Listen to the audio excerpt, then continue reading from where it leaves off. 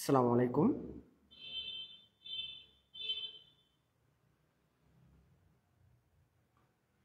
আমার কথা শোনা যাচ্ছে কিনা একটু তোমরা কমেন্ট করে জানাও।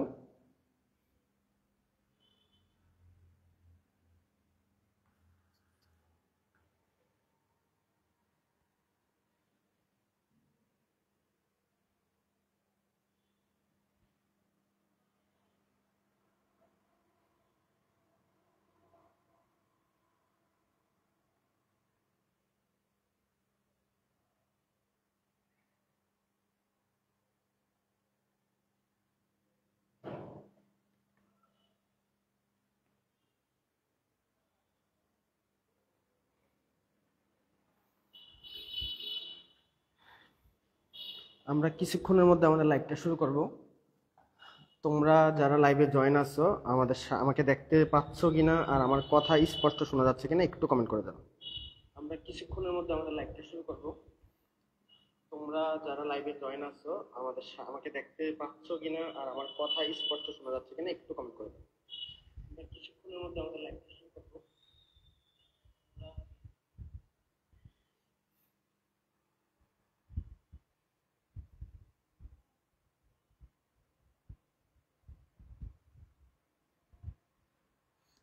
আমি লাইভ ক্লাসটার লিংক আমি একটু মেসেঞ্জার গ্রুপে দিয়ে দিই, তারপরে আমরা আমাদের মূল ক্লাসটা শুরু করি। তোমরা যারা যারা লাইভটা এখন দেখতে পাচ্ছ, অনুরোধ থাকবে একটু কষ্ট করে লাইভটা সবার কাছে শেয়ার করে দাও। আমি জানি যে নর্মালি তোমরা তোমাদের প্রোফাইলে লাইভ ক্লাসগুলো শেয়ার করতে চাও না, কারণ অনেকে এটাকে নেগেটিভভাবে দেখে বা তোমাদের ফ্রেন্ড সার্কেল তোমাদেরকে সাথে হয়তো বা একটু ফান হিসেবে নেয় বা মজা নেয়। তো আমার কথা অনুরোধ থাকবে লাইভটা শেয়ার করে দাও। ক্লাসটা যখন শেষ হয়ে যাবে তখন তুমি আবার লাইভটা ডিলিট করে দিও তোমার প্রোফাইল থেকে। তো কষ্ট করে এই অনুরোধটুকু অন্তত আমি আশা করি তোমরা রাখতে পারবা। আর আমাদের ক্লাসটা মূলত আমি উৎসর্গ করবো আজকে ক্লাসটা এসএসসি 25 ব্যাচকে, যার কারণে আমি একটু স্পিডে পড়াবো বা ম্যারাথন ক্লাস আকারে পড়াবো। আমি নর্মালি একাডেমিক ক্লাস যদি নিতাম তাহলে এটার জন্য টোটাল 1 ঘন্টা 4টা ক্লাস নিতাম। যেহেতু আমি এসএসসি 25 ব্যাচের জন্য পড়াবো আমি আজকে লাইভটায় রুই মাছ সম্পর্কে, তাই আমি 2 ঘন্টা ক্লাসের মধ্যে শেষ করতে চাইবো সম্পূর্ণ রুই মাছটা। আজকে হয়তো বা একটা ক্লাস, আরেকদিন আমি আরেকটা ক্লাসের মাধ্যমে কমপ্লিট করে দিব। তো সবার কাছে একটাই অনুরোধ যে লাইভটা একটু শেয়ার করে দাও, সবার মাঝে একটু লাইভটা শেয়ার করে দাও, সবাই নিজের ফ্রেন্ডদেরকে মেনশন দাও। আর যারা জামালপুরের আছে, আশা করি জামালপুরের অনেকে আছো এখানে, তোমাদের কাছে সবচেয়ে বেশি অনুরোধ থাকবে তোমরা লাইভ ক্লাসটা নিজেদের প্রোফাইলে শেয়ার করে দাও। আর আমার কথা শোনা যাচ্ছে কিনা একটু কমেন্ট করে আমাকে জানাও। Sir crystal clear sir. Sourav একটু কমেন্ট করে জানাও সাউন্ডটা শোনা যাচ্ছে কিনা। একদম ক্লিয়ার, একদম ক্লিয়ার সাউন্ড শোনা যাচ্ছে কিনা। সাউন্ড কি আর বাড়ানো লাগবে কিনা? সাউন্ড বাড়ানোর সিস্টেম যদি আমার হাতে নাই এখন। তোমরা একটু কমেন্ট করে জানাও। সব ঠিকঠাক থাকলে আমি মূল ক্লাসে চলে যাব। আমি একটু আমাদের মূল যে গ্রুপ, সে গ্রুপে একটু শেয়ার করে দিই পোস্টটা, আর হচ্ছে আমার নিজের প্রোফাইলও আমি একটু শেয়ার করি।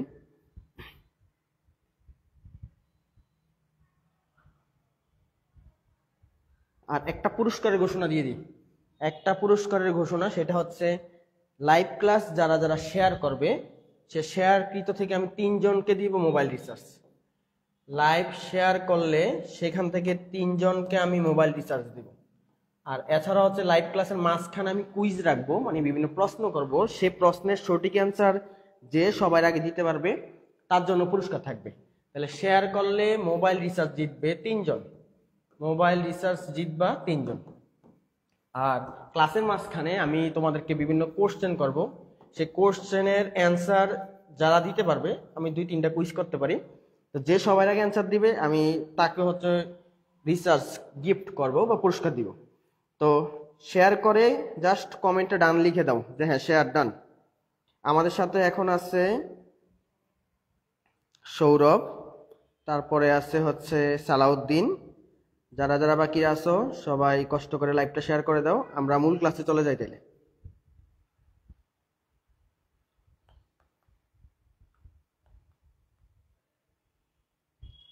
আচ্ছা, আজকে আমাদের পড়ার টপিক হচ্ছে রুই মাছ। আমাদের এই জুলজির দ্বিতীয় যে অধ্যায়টা আছে, এই অধ্যায়টার মধ্যে তোমরা জানো টোটাল 3টা টপিক আছে। একটা টপিক আমাদের আলোচনা করছে হচ্ছে হাইড্রাস একটা প্রাণী সম্পর্কে, দ্বিতীয় যে টপিকটা সেটা হচ্ছে ঘাসফড়িং প্রাণী সম্পর্কে, আর তৃতীয় যে টপিকটা আজকে আমরা যেটা নিয়ে পড়াশোনা করবো সেটা হচ্ছে রুই মাছ সম্পর্কে। একটু আমাকে একটু আবারও কনফার্ম করো সবাই যে সবকিছু একদম ঠিকঠাক আছে কিনা। সবকিছু ঠিকঠাক থাকলে আমি লাইভ ক্লাস শুরু করে দিচ্ছি। আচ্ছা, শেয়ার ডান, একজন কমেন্ট করছে, Taiba Akter Tabarini, thank you, share done. তোমরা যারা যারা আছো সবাই একটু পোস্টটা শেয়ার করে দাও, আর সবার কমেন্ট আমি দেখব একটু পর পরই। আমি আরেকটা ফোন আমার সাথে রাখছি, তোমরা যে যার যে কোনো ধরনের প্রশ্ন আমাকে করবা, আমি প্রশ্নে অ্যান্সার দিব।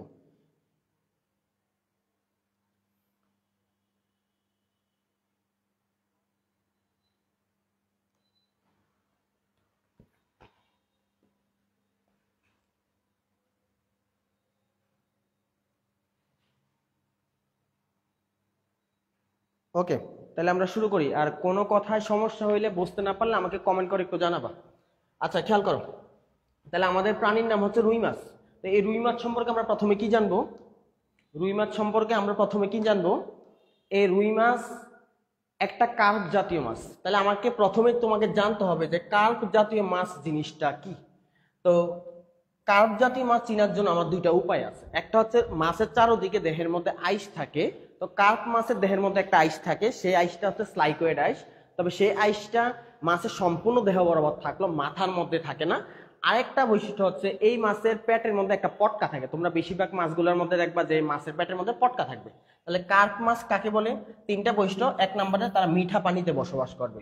দুই নম্বর, তাদের সারা দেহের মধ্যে স্লাইকয়েড নামক একটা আইস থাকে, কিন্তু এই আইসটা এক জায়গায় থাকে না। সেই আইসটা কোথায় থাকবে না? মাছের মাথায় আইসটা থাকবে না। আরেকটা হচ্ছে তাদের দেহের ভিতরে বা পেটের ভিতরে একটা পটকা থাকে। এই তিনটা বৈশিষ্ট্য। তাহলে আমি আবারও বলতেছি, কার্প মাছে কয়টা বৈশিষ্ট্য? তিনটা বৈশিষ্ট্য যে সকল মাছের মধ্যে থাকবে সেই সকল মাছকে আমরা বলি কার্প মাছ। সৌরভ সাম্য কমেন্ট করছে, share done sir. Munni clear done, share done. Lamia dancer, Salauddin thank you. Nayan Raja share দিচ্ছে, সবাই থ্যাংক ইউ। শরীফুল শ্রাবণ, সবাই জামালপুর থেকে আছে। আচ্ছা, তো তোমরা জামালপুরকে কোন কলেজ থেকে আসো একটু কমেন্ট করে জানাও। আর তোমার কলেজের অন্যান্য ফ্রেন্ড যারা আছে তাদেরকে মেনশন দিয়ে এখানে পাঠাই দাও, দেখি কোন কলেজের ফ্রেন্ডরা বেশি রেসপন্স করে। এখন আসো কার্প জাতীয় মাছের, তাইলে আমরা জানলাম তিনটা বৈশিষ্ট্য। এখন যে সকল কার্প জাতীয় মাছ সাইজে বা আকারে একটু বড় হয়, দেন তাদের অর্থনৈতিক গুরুত্বটা একটু বেশি থাকে, মানে বিক্রি করলে দাম বেশি পাওয়া যায়, সেই সকল মাছকে আমরা আবার বলি মেজর কার্প। তাহলে কার্প জাতীয় মাছকে আমরা আবার দুই ভাগে ভাগ করতে পারি, একটা হচ্ছে মেজর যেটা গুরুত্ব বেশি, আর একটা হচ্ছে মাইনর। তো রুই মাছ একটা মেজর কার্প, কারণ এটার অর্থনৈতিক গুরুত্ব বেশি এবং খুব দ্রুত বড় হয়। তাহলে এখানে বলছে দেখো, কার্প জাতীয় মাছের মধ্যে যেগুলো আকৃতিতে বড় এবং দ্রুত বর্ধনশীল, খুব দ্রুত বড় হয়ে যায় এবং বাণিজ্যিকভাবে অথবা অর্থনৈতিকভাবে গুরুত্বপূর্ণ, সেই সকল মাছকে আমরা বলি মেজর কার্প। তাহলে মেজর কার্প কাকে বলে, এটার একটা ডেফিনেশন আমরা পাই গেলাম, ব্র্যাকেট দাও। আমাদের সাথে আরো আছে মিহাদ হাসান মনির, নুসরাত, আমি আশেক মাহমুদ কলেজ, বা তোমার হাসি সুন্দর। আচ্ছা, Pairoj, Shariful Islam Bangabandhu ideal school and college. Pairoj, আমি যে মেনশন দিলাম, শেয়ার করে দিলাম, এটা বললেন না কেন স্যার? এই যে তোমারটা আমি দুইবার বললাম। তারপরে আর কে কে আছে আমাদের সাথে? নুসরাত মেনশন দিছে, জান্নাতুল ফেরদৌস মিতুকে। আচ্ছা, এখন আসো রুই মাছ। আমরা তো বিশুদ্ধ বাংলা এটাকে রুই মাছ নামে ডাকি, বাট বিভিন্ন অঞ্চলে এই মাছটাকে আরো ভিন্ন ভিন্ন নামে ডাকে। তোমরা জামালপুরে রুই মাছকে আর কি নামে ডাকো আমাকে একটু কমেন্ট করে জানাও, আমি একটু দেখি। তো রুই মাছকে বিভিন্ন অঞ্চল ভেদে রোহিত, রাও, গরমা, নৌশি চারটা নামে ডাকতে পারে, যদিও আমি কুমিল্লার ভাষায় সবসময় রুই মাছ নামেই শুনছি, এই চারটা নামের কোনোটাই আমি শুনি নাই। আচ্ছা, আমিও দিছি কিন্তু। আচ্ছা, তোমার নাম তো আমি পড়তে পারতেছি না, তোমার নাম তো পুরো জাপানি ভাষা লাগতেছে, তুমি তোমার নামটা কমেন্ট করে জানাও। এখন আসো, বাংলাদেশে মেজর কার্প অনেকগুলাই তো আছে, এর মধ্যে সবচাইতে বড় বড় মেজর কার্প হচ্ছে তিনটা, রুই, কাতলা আর হচ্ছে মৃগেল। এর মধ্যে এই রুই মাছ সম্পর্কে কিছু কথাবার্তা এখানে বলছে। রুই মাছের ওজন, রুই মাছের কতটুকু দৈর্ঘ্য প্রস্থ, এগুলো পরীক্ষা আসে না, তার মানে এগুলো আমাকে পড়তে হবে না। এবার যদি আমরা একটু নিচের দিকে চলে যাই, রুই মাছের বসতিতে, এখানে একটা পড়া বলছে রুই মাছের মূল ভূখণ্ড হচ্ছে ইন্ডিয়াতে, পাশিস্টা দিয়ে রাখো, এটা এমসিকিউতে আসবে। রুই মাছের মূল ভূখণ্ড কোথায়, বা রুই মাছ কোথা থেকে নর্মালি বাংলাদেশে আসছে বলতে পারো, সেটা হচ্ছে কোথায়? সেটা আমাদের কোথা থেকে আসছে আমাকে জানতে হবে, সেটা ইন্ডিয়া থেকে আসছে। তারপরে যদি আমরা একটু দেখি পরবর্তী পড়াটা কি আছে, ইন্ডিয়া থেকে আসার পরবর্তী নিচে দেখো একটা চার্ট দেওয়া আছে, অথবা একটা বক্সের মধ্যে রুই মাছের শ্রেণীতাত্ত্বিক অবস্থান দেওয়া আছে, মানে রুই মাছ কোন শ্রেণীতে অবস্থান করে, কোন পর্ব অবস্থান করে, কোন রাজ্যে অবস্থান করে, এটা তোমাকে জানতে হবে। তো আমরা সবাই জানি রুই মাছ একটা মাছ মেরুদণ্ডী প্রাণী, আর মেরুদণ্ডী প্রাণীরা সব সময় কোন পর্বের মধ্যে থাকে? করডাটা পর্বের মধ্যে, এটা আমরা সব সময় জানি। আবার করডাটা পর্বকে টোটাল 3টা উপপর্বে ভাগ করা হয়েছে, একটা হচ্ছে ইউরোকর্ডাটা, একটা সেফালোকর্ডাটা, আর একটা হচ্ছে ভার্টিব্রাটা। তো কর্ডাটা কারা? যাদের নটকট আছে, কিন্তু নটকট থাকলে তো আর মেরুদণ্ড হয় না। ইউরোকর্ডাটা সেফালোকর্ডাটা একটু অনুন্নত, ওরা অমেরুদণ্ডী, কিন্তু কর্ডাটার মধ্যে একটা মেরুদণ্ডী শ্রেণী আছে যেটাকে আমরা ভার্টিব্রাটা বলে জানি। আর এই রুই মাছ হচ্ছে তার উপপর্ব বা সাব পাইলামের নাম হচ্ছে ভার্টিব্রাটা। তাহলে 2টা নাম আমরা জানলাম। দেন আমরা জানি ভার্টিব্রাটার মধ্যে আমরা একদম শেষে দিয়ে গেলে 7টা শ্রেণীর নাম পাই। 3টা হচ্ছে মাছের শ্রেণী, একটা হচ্ছে ব্যাং বা উভচর, একটা হচ্ছে সরীসৃপ, একটা পাখি, আর একটা স্তন্যপায়ী। মাছের শ্রেণী আবার 3টা আছে, অ্যাক্টিনোপটেরিজি, সার্কোপটেরিজি আর কন্ড্রিকথিস। এর মধ্যে আমরা জানি রুই মাছ সে হচ্ছে রশ্মিময় পাখনাযুক্ত মাছ, একদম সে হচ্ছে অ্যাক্টিনোপটেরিজি। দেন রুই মাছের গণ আর প্রজাতির নাম আমরা সবাই জানি। রুই মাছের বৈজ্ঞানিক নাম হচ্ছে লেবিও রোহিটা, তাহলে গণ নাম হচ্ছে লেবিও, আর স্পিসিস যেহেতু রোহিটা। আর মনে রাখবে স্পিসিস লেখার সময় আমরা খালি প্রজাতির নামটা লিখি না, আমরা গণ প্রজাতি 2টাই লিখি, তাহলে লেবিও রোহিটা। তাহলে আমার আর কয়টা শিখা বাকি রইল? 2টা নাম, একটা হচ্ছে অর্ডার বা বর্গ, আর একটা বাকি রয়েছে হচ্ছে ফ্যামিলি বা গোত্র। একটা কথা মনে রাখবা যে ফ্যামিলি নামটা মনে রাখার সবচেয়ে সহজ উপায় নামের শেষে দিয়ে দেখবে DAE বা ডি থাকে, DAED উচ্চারণ ডি। তো এই রুই মাছের ফ্যামিলির নাম হচ্ছে সাইপ্রিনিডি অথবা সাইপ্রিনিডি, অনেকে বলে সাইপ্রিনিডি অথবা সাইপ্রিনিড। তাহলে সাইপ্রিনিড, এই তুমি বেশিরভাগ প্রাণী বা উদ্ভিদের ফ্যামিলির শেষের দিক দিয়ে DAE পাবা। তাহলে আমরা অর্ডার আর ফ্যামিলি এই 2টার মধ্যে প্যাচ লাগার ক্ষেত্রে একটা জিনিস টেকনিক মনে রাখলাম, ফ্যামিলির শেষে DAE থাকে।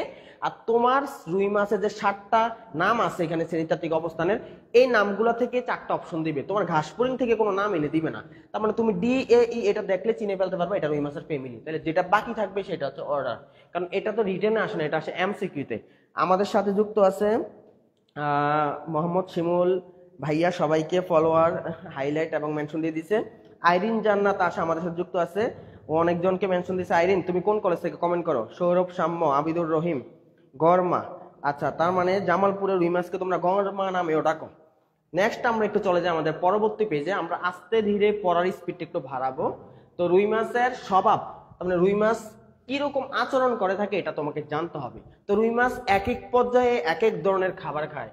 যেমন রুই মাছ জীবনের প্রাথমিক পর্যায়ে মানে একদম ছোট কালে সে নর্মালি হচ্ছে ছোট ছোট প্রাণীগুলা খাইতে পছন্দ করে। আর ছোট ছোট প্রাণীগুলাকে আমরা বলি প্লাঙ্কটন, ছোট খুবই ছোট ছোট প্রাণী। প্লাঙ্কটন আবার 2 প্রকার হয়, একটা হচ্ছে যদি এই প্লাঙ্কটনটা উদ্ভিদ জাতীয় হয় তাকে আমরা বলি উদ্ভিদ প্লাঙ্কটন, আর যদি প্রাণী জাতীয় হয় তাহলে আমরা বলি প্রাণী প্লাঙ্কটন। আর একটা নাম আছে জু প্লাঙ্কটন। আর প্লাঙ্কটন কয় প্রকার? 2 প্রকার, একটা হচ্ছে প্রাণী প্লাঙ্কটন আর একটা হচ্ছে উদ্ভিদ প্লাঙ্কটন। পরীক্ষায় আসবে রুই মাছ প্রাথমিক পর্যায়ে কোন জাতীয় খাবার খায়, সেটা হচ্ছে প্লাঙ্কটন জাতীয় খাবার। যখন রুই মাছ আঙ্গুলের সমান দশা যায়, মানে আঙ্গুলের সমান সাইজ হয়, তখন রুই মাছকে আমরা বলি আঙ্গুলিপোনা। তখন কিন্তু সে ওই উদ্ভিদ প্লাঙ্কটন প্রাণী প্লাঙ্কটন 2টাই খায় না, সে প্রাণী প্লাঙ্কটনের পাশাপাশি কিছু বড় বড় প্রাণী খায়। সেগুলোর মধ্যে কি আছে? ডেজমিড, ফাইটোপ্লাজেলেট এবং শৈবাল রেণু। তাহলে এই শব্দগুলোর পাশে একটু স্টার দিয়ে রাখো। তার মানে দেখো ছোট কালে খাইছিল প্লাঙ্কটন, যখন বড় হয়ে গেছে আঙ্গুলের সমান দশা হয়েছে প্রাণী প্লাঙ্কটনের পাশাপাশি ডেজমিড, ফাইটোপ্লাজেলেট, প্লাজেলেট মানে হচ্ছে যার প্লাজেলা আছে, ফাইটো মানে উদ্ভিদ, উদ্ভিদের রেণু খায়। বলতে গেলে উদ্ভিদের রেণুর, তোমরা জানো যে রেণুর পিছনে 2টা প্লাজেলা থাকে যেগুলো দিয়ে তারা হচ্ছে নড়াচড়া করতে পারে। আর কি খায়? শৈবালের রেণু খায়। তার মানে উদ্ভিদের রেণু খায়, শৈবালের রেণু খায়। আচ্ছা, যখন একেবারে বড় হয়ে যাবে, মানে আমাদের মতো বড় হয়ে যাবে, যদি আমাদের মতো বড় হবে না। আচ্ছা, জান্নাতুল জুই, ছোটবেলায় রুই মাছকে পুঁটি মাছ ভাবতাম। আইরিন জান্নাত আশা জাইদা সরকারি জাইদা সফির মহিলা কলেজ থেকে বলতেছে। আচ্ছা, কোন ইয়ারে আছো এখন তুমি? তো যখন সে সাইজে একটু বড় হয়ে যায়, একটু বড় না মানে বিশাল বড় হয়ে যায়, তখন কিন্তু সে কি করে? তাও দেওয়া আছে দেখো, তরুণ আর পূর্ণ বয়স্ক যে রুই মাছ তারা পানির মাঝ স্তরে শৈবাল আর নিমজ্জিত উদ্ভিদকে বেশি খায়। তাহলে কি কি খাচ্ছে? যখন বয়স বড় হয়ে যাইতেছে তখন পানির ভিতরে যে বড় বড় শৈবাল, এর আগে কিন্তু শৈবাল খায় না, এর আগে খাইছে শৈবালের রেণু, আর এবার খাইতেছে শৈবাল। আর পানির নিচে যে গাছগুলো থাকে, ছোট ছোট গাছপালা থাকে না পানির নিচে, ওই গাছগুলাকে খায়। তাহলে 3টা ধাপে 3টা গাছকে খায়। আমরা আবারও একটু যদি রিভাইজ দিই, প্রথমে একদম ছোট কালে খায় প্লাঙ্কটন, আঙ্গুলের সমান হইলে খায় ডেজমিড, ফাইটোপ্লাজেলেট আর শৈবালের রেণু। আর যখন বড় হয়ে যায় তখন গাছ খায়। আর যেহেতু এখন সে শাকসবজি বা গাছ খাচ্ছে, তখন তাকে আমরা বলতেছি শাকাশি। তাহলে রুই মাছ কখন শাকাশি হিসেবে পরিচিত আমাকে বলো সবাই, কমেন্ট করে জানাও। রুই মাছ কখন শাকাশি হিসেবে পরিচিত? রুই মাছ কখন শাকাশি হিসেবে পরিচিত? ওকে, স্বর্ণামণি ফাইজা মেহরিনকে মেনশন দিচ্ছে, স্বর্ণামণি এ কে আনিকা তাইবা আক্তার তাবারানি মেনশন দিচ্ছে, থ্যাংক ইউ সবাইকে। আচ্ছা, তারপরে চলে আসো যে রুই মাছের দেহের ভিতরে অভ্যন্তরে বিভিন্ন গঠন থেকে আমরা বুঝতে পারি এই রুই মাছের বৈশিষ্ট্য সম্পর্কে। যেমন রুই মাছের পেটের ভিতরে যদি তুমি পচনশীল জৈব পদার্থ বালু কাদা এগুলা দেখতে পাইতেছো, মানে তুমি রুই মাছ কাটছো, খাওয়ার জন্য কাটছো বা তুমি রান্না করবা, কাটার পর যদি দেখো পেটের মধ্যে ময়লা আবর্জনা অনেকগুলো বালু পড়ে আছে, তোমার কাছে কেমনটা লাগবে? এই বালু দেখে আমরা কি প্রমাণ পাই? বালু দেখে আমরা প্রমাণ পাই সে অবশ্যই পানির একদম নিচ দেশ থেকে খাইতেছে।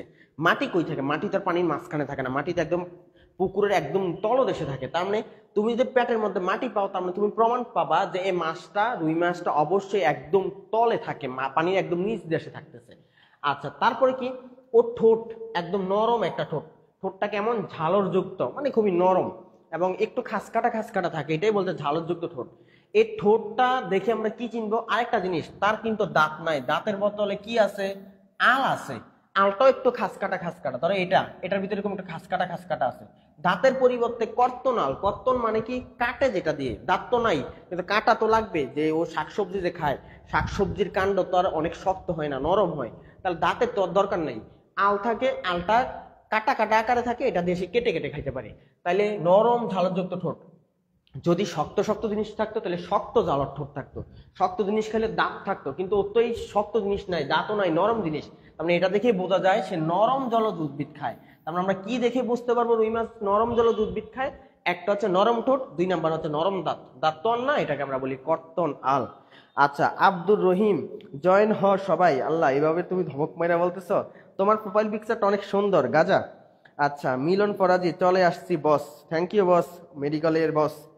আচ্ছা, আব্দুর রহিম কোন কলেজ থেকে বলতেছো কমেন্ট করো। দেন চলে আসো, আরেকটা জিনিস দেখে কি চিনা যায়? রুই মাছের ফুলকা। ফুলকা তো সবাই দেখছো আসলে, তাই না? লাল লাল ফুলকা। ফুলকা গুলা কেমনে থাকে? চুরি, চুরি তো না, চিরুনি, চিরুনি, চিরুনির ভিতরে যে প্লাস্টিক গুলো চিকন চিকন চিকন চিকন হয়ে থাকে, তো রুই মাছের ফুলকার ভিতরে হচ্ছে এরকম চিকন চিকন চিকন চিকন থাকে। তো এগুলার আমরা বলি ফুলকার রেকার। পুরাটা ছবিকে বলি ফুলকা, আর একটা একটা দাগকে আমরা বলি ফুলকার রেকার। আর এই ফুলকার রেখার দেখে কি বোঝা যায়? আমরা চা যখন বানাই তখন চা পাতি গুলা চায়ের মধ্যে থাকে, চা পাতি তো আমরা খাই না, আমরা তো খালি চাটা পান করি। তো চাটা পান করার জন্য আমরা চা পাতি গুলারে ছেঁকে নেই। একইভাবে তার এই রেখার গুলা অনেকটা ছাকনির মতো কাজ করে। আর এই ফুলকার রেখার দেখে আমরা বুঝতে পারি তারা ছোট ছোট প্রাণীগুলা বা প্লাঙ্কটন গুলাকে ছেঁকে খায়। তাহলে আমরা 3টা জিনিস প্রমাণ পাইলাম। কি কি আমার সাথে একটু বলো?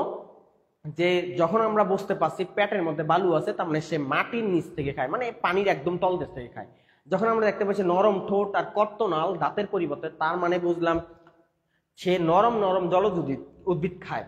আর যখন দেখতে পাইলাম তার ফুলকার ভিতরে চুলের মতো ফুলকার আকার আছে, চুল দিয়ে সে কি করতে পারে? ছাকতে পারে, তার মানে সে ছেঁকে খায়। আচ্ছা, দেন আমাদের রুই মাছের বৈশিষ্ট্য আমাদের মতো আছে। আমরা যেরকম ছোটকালে যখন আম্মুর সাথে আব্বুর সাথে কোথাও ঘুরতে যাইতাম, আম্মুর সাথে যখন আনু বাড়িতে যাইতাম, তখন আমরা কি করতাম? আম্মুর যে আঁচল থাকতো সে আঁচলের মধ্যে ধরে ধরে যাইতাম, আম্মু যেখানে আমরা সেখানে। ওই যে ছোট পিচ্চি পিচ্চি মুরগি বা হাঁসের বাচ্চাগুলা, পিচ্চি মুরগির বাচ্চাগুলা মায়ের সাথে সাথে দৌড়ায়, যেরকম আমরা এমন করতাম। একইভাবে মাছের ফোনাগুলা যেহেতু ছোট থাকে, ওরা কিভাবে চলে? ঝাঁক বেঁধে চলে। যখনই আমাদের মতো এসএসসি পরীক্ষা কাছাকাছি চলে আসে, তখন আমাদের মধ্যে হচ্ছে পাংখা গজায়, তাই না? আমাদের নিজস্ব পাখা গজায়। তখন আমরা বলি আমরা একাই 100। তখন ওরা কি করে? পৃথক জীবন অতিবাহিত করে। তাহলে ওরা ছোটকালে ঝাঁক বেঁধে চললেও বড় হইলে পৃথক জীবন অতিবাহিত করে। এমডি জিহাদ, আসসালামু আলাইকুম স্যার, ভালো আছেন? স্যার আপনার ক্লাস আমার অনেক ভালো লাগে, থ্যাংক ইউ। ফাইরোজ আরো 2জনকে মেনশন দিছে, ধন্যবাদ স্যার। রাফিয়া জান্নাত, এমডি জিসান, সৌরভ স্যার, আব্দুর রহিম কিন্তু আমার ফ্রেন্ড, থ্যাংক ইউ স্যার। আচ্ছা, তোমরা তোমাদের অন্যান্য ফ্রেন্ডদেরকে জয়েন দিয়ে দাও, মেনশন দিয়ে দাও, আর আমাদের গ্রুপে বেশি বেশি করে জামালপুরে যারা আছো ইনভাইট দাও। আচ্ছা, দেন চলে এসো খুবই গুরুত্বপূর্ণ একটা এমসিকিউ। ডেন্টাল ভর্তি পরীক্ষা আসছিল, রুই মাছ 14°C কমে বাঁচতে পারে না, পরীক্ষা আসবেই এটা। মানে এই অধ্যায় থেকে যদি হট একটা এমসিকিউর নাম আমি বলি, এই এমসিকিউটা হচ্ছে এমন। এবং পোলাপানি এটা নিয়ে অনেক দুষ্টামি করে। যখন শীতকালে তাপমাত্রা 10-এর নিচে নেমে আসে, তখন পোলাপানি গাজী আজমল স্যারের জন্য খুবই আফসোস করে, হায় হায় গাজী আজমল স্যারের এখন কি হবে, রুই মাছ তো মারা গেছে। 14°C নিচে মারা যায়, এমন না যে 14°C নিচে আসলেই মারা যাবে, ব্যাপারটা এমন না। ধরো 14°C নিচে 2-3 দিন পর্যন্ত তাপমাত্রা থাকলো, 3-4 দিন টানা তাপমাত্রা 10°C, তখন মারা যাবে। এমন না যে 14°C নিচে ওরা ডুবা পাবো মারা যাবে, জিনিসটা তো এমন না। দেন চলে এসো প্লাঙ্কটন সম্পর্কে আমার এখানে বলছে। তো প্লাঙ্কটন 2 প্রকার, একটা হচ্ছে প্রাণী প্লাঙ্কটন, একটা হচ্ছে উদ্ভিদ প্লাঙ্কটন। তো প্লাঙ্কটন কেমন? প্লাঙ্কটন হচ্ছে ক্ষুদ্র ক্ষুদ্র উদ্ভিদ বা ক্ষুদ্র ক্ষুদ্র প্রাণী। ক্ষুদ্র উদ্ভিদ প্রাণী একসাথে আমরা বলতে পারি ক্ষুদ্র জীব। ক্ষুদ্র জীবকে প্লাঙ্কটন বলে। প্লাঙ্কটন আবার দুই প্রকার, যদি উদ্ভিদ হয় তারা আমরা বলি ফাইটোপ্লাঙ্কটন বা উদ্ভিদ প্লাঙ্কটন। এখন এখানে দুইটা উদ্ভিদ প্লাঙ্কটনের নাম দেওয়া আছে এবং দুইটাই মূলত শৈবাল জাতীয়, ক্লোরেলা আর নেবিকুলা। আর প্রোটোজোয়া, প্রোটোজোয়া তো এক ধরনের প্রাণী জাতীয়, আর প্রাণী জাতীয় যে প্লাঙ্কটন এদেরকে আমরা বলি যে জু প্লাঙ্কটন বা প্রাণী প্লাঙ্কটন। দুইটা উদাহরণ দেওয়া আছে, দুইটাই মূলত বোধ হয় প্যারামেসিয়াম, এটা প্রোটোজোয়া, ঠিক আছে। আর প্রাণী ড্যাপনিয়াটা আমার কাছে যতটুকু মনে হয় অ্যানেলিডা না, সেটা আত্মপরা পরের প্রাণী হইতে পারে। তাই প্রাণী, তাহলে এই দুইটা হচ্ছে আমাদের প্রাণী প্লাঙ্কটন আর এই দুইটা হচ্ছে উদ্ভিদ প্লাঙ্কটন। এই দুইটা এক্সাম্পল পরীক্ষা আসতে পারে, আরো উদাহরণ আছে, বা তোমার বইতে 4টা দিচ্ছে, তোমার এই 4টাই মনে রাখতে হবে। এবার আসো আমরা রিটেনের পড়ায় চলে আসি। এতক্ষণ পর্যন্ত আমরা রিটেনের কোনো পড়া পড়ি নাই। আচ্ছা, সারিকা আক্তার শিমু, শিমু শিমু তানজিলা তরি, এই শিমু তো জয়েন হয়েছে, তুমি আবার তরি এসে ওরে মেনশন দিতেছে। মিলন ফরাজি, পার্কে একা একা পৃথক হয়ে যায়। রুই মাছ নাকি পার্কে একা একা পৃথক হয়ে যায়? কি মিলন ফরাজি, তোমার অভিজ্ঞতা তো বেশি কেন? বিথি আফরিন নিশি, আয় হায় এখন তো রাত। নিশিত, ওয়ালাইকুম আসসালাম স্যার। সালাউদ্দিন, দুজনকে মেনশন দিছে। আলমগীর চৌধুরী, কাদা খাইয়ে কি মজা পায় মাছ। সৌরভ, তুমি ক্লাসের মাঝখানে আমাকে হাসাইতেছো কেন? কাদা খাইয়া কি মজা পায়? তোমরা পড়া খাইয়া যে মজা পাও, এরাও কাদা খাইয়া সেই মজা পায়। তোমরা পড়া শিখো, খাইয়া ফেলো না, রুই মাছও কাদা খাইয়া সেরকম মজা পায়। এবার আসে বাহ্যিক গঠন। এই বাহ্যিক গঠনটাই আমার রিটেনে আসবে স্যার। রুই মাছের বাহ্যিক গঠন রিটেনে আসে। তো রুই মাছ হচ্ছে একটা অস্থিময় মাছ, মানে এর ভিতরে যে কাঁটাগুলো এগুলো হাড্ডি দিয়ে তৈরি। আর তরুণ অস্থিময় একটা মাছের উদাহরণ তোমরা কমেন্টে দিয়ে যাও যে পৃথিবীতে তরুণ অস্থিময় যার হাড্ডিগুলো খুবই নরম নরম হয়, কানের তরুণ অস্থির মতো। আচ্ছা, দেন বলছে রুই মাছের আকৃতি অনেকটা কি আকৃতির? মাকু আকৃতি। মাকু আকৃতি কি? মাকু আকৃতি বলতে বোঝায় দুই দিক দিয়ে হচ্ছে চিকন থাকবে, মাঝখান দিয়ে মোটা থাকবে। ধান দেখছো না, ধান ধান দেখতে যেমন হয় ঠিক অনেকটা তেমন। এই যে রুই মাছের চিত্রটার দিকে তাকা, দেখো দুই দিক দিয়ে হচ্ছে চিকন হয়ে গেছে বাট মাঝখান দিয়ে মোটা।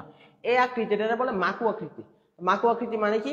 দাগ দাও মধ্যভাগ, গোল দাগ দাও চড়া, দাগ দাও দুই প্রান্ত, গোল দাগ দাও সরু। এবার আসো রুই মাছের যে প্রস্থটা অপেক্ষা উচ্চতাটা বেশি হয়। প্রস্থ অপেক্ষা উচ্চতা বেশি, এটা মানে কি বোঝায়? আমি যদি তোমাকে দেখাই, আমার কাছে তো কিছু নাই, আমি এখানে একটা স্টাপলার মেশিন পাইছি, আমি এটা দিয়ে দেখাই। ধরো এই স্টাপলার মেশিনটার উচ্চতাটার দিকে তুমি একটু তাকাও। এই উচ্চতাটা ধরো আমি ধরলাম 2 সেন্টিমিটার, কিন্তু এটা প্রস্থটার দিকে তাকাও, এই যে এটা হচ্ছে প্রস্থ, তো প্রস্থটা হচ্ছে 1 সেন্টিমিটার। তো রুই মাছের যে, আমি যদি রুই মাছটাকে পিস পিস করি, মানে খাবারের জন্য পিস করি, তাহলে তুমি দেখবা এখান থেকে এখানে এটা হচ্ছে উচ্চতা।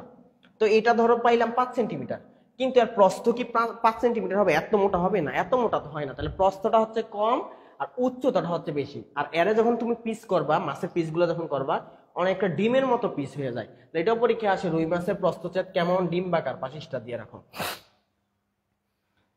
রুই মাছের প্রস্থচ্ছেদ হচ্ছে ডিম্বাকার।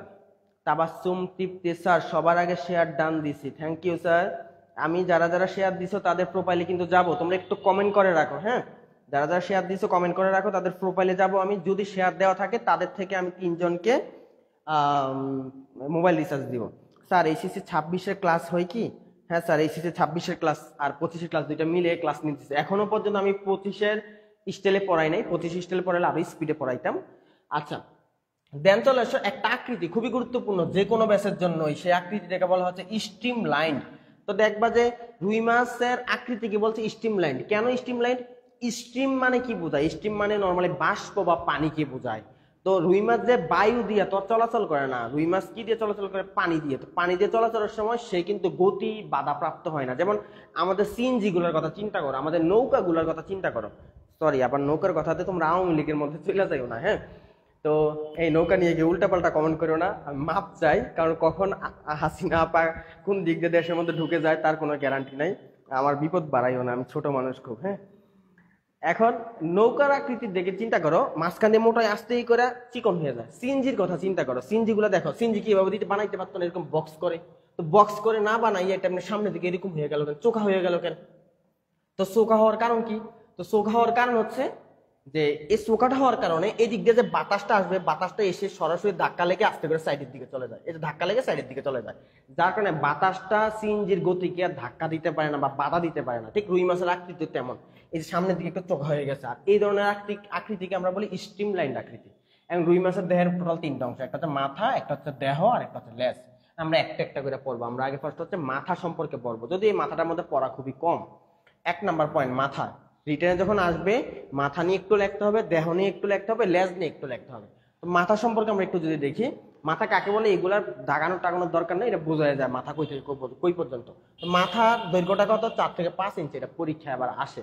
আচ্ছা দেন চলে আসো, এখানে আমরা একটা জিনিস দাগাবো যে রুই মাছের মাথার ভিতরে যে চোখ থাকে, চোখ সম্পর্কে তোমাকে জানতে হবে। আর কি জানতে হবে? মাথার ভিতরে দুইটা, এক জোড়া বা দুইটা মেক্সিলারি বারবেল থাকে, এটা পাশে স্টার দাও, এটা পরীক্ষা আসে। আর অন্যগুলো তুমি চাইলে লিখতে পারো, না চাইলে নাও লিখতে পারো, এগুলো পরীক্ষা আসে না।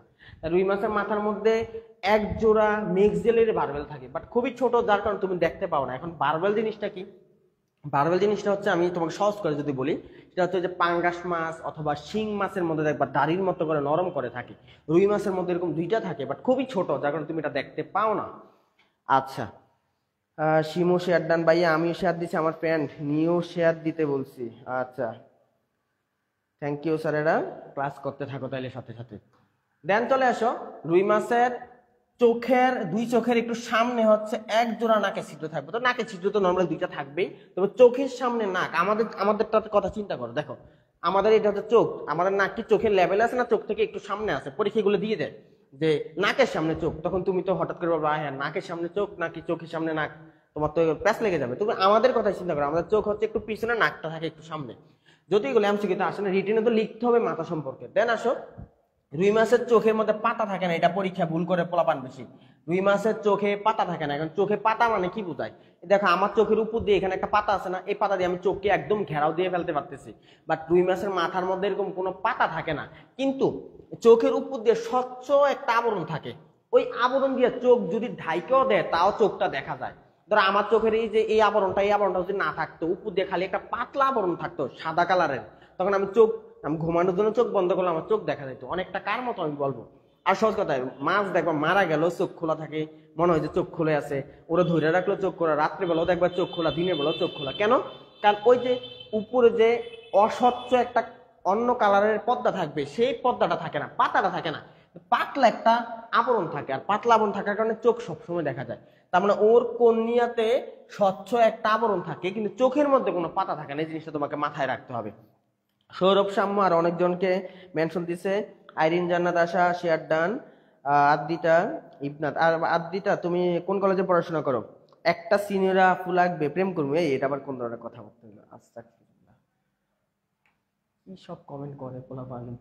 এখন আসছো, আমরা একটু আগে বলছিলাম ওর সারা দেহের মধ্যে আইস থাকে, কিন্তু ওর মাথার মধ্যে কোনো আইস থাকে না, এটা সাবধান। কিন্তু রুই মাছের সারা দেহে আইস থাকে। এবং কি ধরনের আইস? স্লাইকয়েড আইস। যদি আমি এটা একটু ব্যাখ্যা করি নাই যে স্লাইকয়েড আইস মানে কি। স্লাইকয়েড আইস হচ্ছে অনেকটা এরকম বৃত্তাকার টাইপের আইস হয়, এবং এই আইসের উপর দিয়ে পিচ্ছিল একটা আবরণ থাকে, মিউকাস থাকে, এটা লেখাই আছে। ওর দেহ এবং লেজ মিউকাস নয়, স্লাইকয়েড আইস থাকে। আর মিউকাস থাকলে কি হয়? মিউকাস হচ্ছে একটা পিচ্ছিল জাতীয় পদার্থ। তাহলে রুই মাছের সারা দেহ পিচ্ছিল স্লাইকয়েড আইসে আবৃত। দেন আমরা চলে যাই রুই মাছের দেহকাণ্ড সম্পর্কে। তো দেহকাণ্ডের এখানে আরেকটা কথা আছে, রুই মাছের দুই পাশে, এই যে মাথার দুই পাশে দুইটা ফুলকা প্রকোষ্ঠ থাকে, যেগুলোর মধ্যে ফুলকা থাকে। আর ফুলকাগুলো তো বাইরে থেকে দেখা যায় না, লাল লাল ফুলকা, তাই না? ফুলকাটা ঢাকনা দেওয়ার জন্য একটা শক্ত আবরণ থাকে, সেই শক্ত আবরণটাকে আমরা বলি কানকো। কানকর ইংরেজি নাম মনে রাখতে হবে অপারকুলাম। আর মাছের কানকো দেখে নাই এমন পোলাপান তো পৃথিবীতে নাই। কানকর ইংরেজি নাম অপারকুলাম। এটা কি করে? রুই মাছের ফুলকা গুলা যে থাকে, ফুলকা যে গর্তটার ভিতরে থাকে, সেই গর্তটাকে ঢাকনা দিয়ে রাখে। দেন চলে আসো, একটা গুরুত্বপূর্ণ পড়া। এই ছবিটা আমি তোমাকে গুগল থেকে দেখাবো বা ক্রোম থেকে দেখাবো, না দেখালে তুমি বুঝবা না কি জিনিসটা। ব্রাঙ্কিও স্টেগাল পর্দা বলছে কানকোর নিচের দিকে একটা পাতলা পর্দা থাকে, যে পর্দাটাকে আমরা বলি ব্রাঙ্কি স্টেগাল পর্দা। আর এই পর্দার কাজ কি? পর্দার কাজ হচ্ছে ওই যে ফুলকা প্রকোষ্ঠ, যেখানে ফুলকাগুলো থাকে, সেই ফুলকা প্রকোষ্ঠকে ঢেকে রাখে। তার কাজ কি? ফুলকা প্রকোষ্ঠকে ঢেকে রাখে। তাহলে আমাকে যদি এখন ব্রাঙ্কি স্টেগাল পর্দা দেখাইতে বলে, তুমি ব্রাঙ্কি স্টেগাল পর্দা না দেখলে বুঝবা না, মুখে মুখে বললে বোঝাই যাবে না। আমি একটু গুগলে যাচ্ছি, দেখো ব্রাঙ্কিও স্টেগাল পর্দা, ব্রাঙ্কিও স্টেগাল মেমব্রেন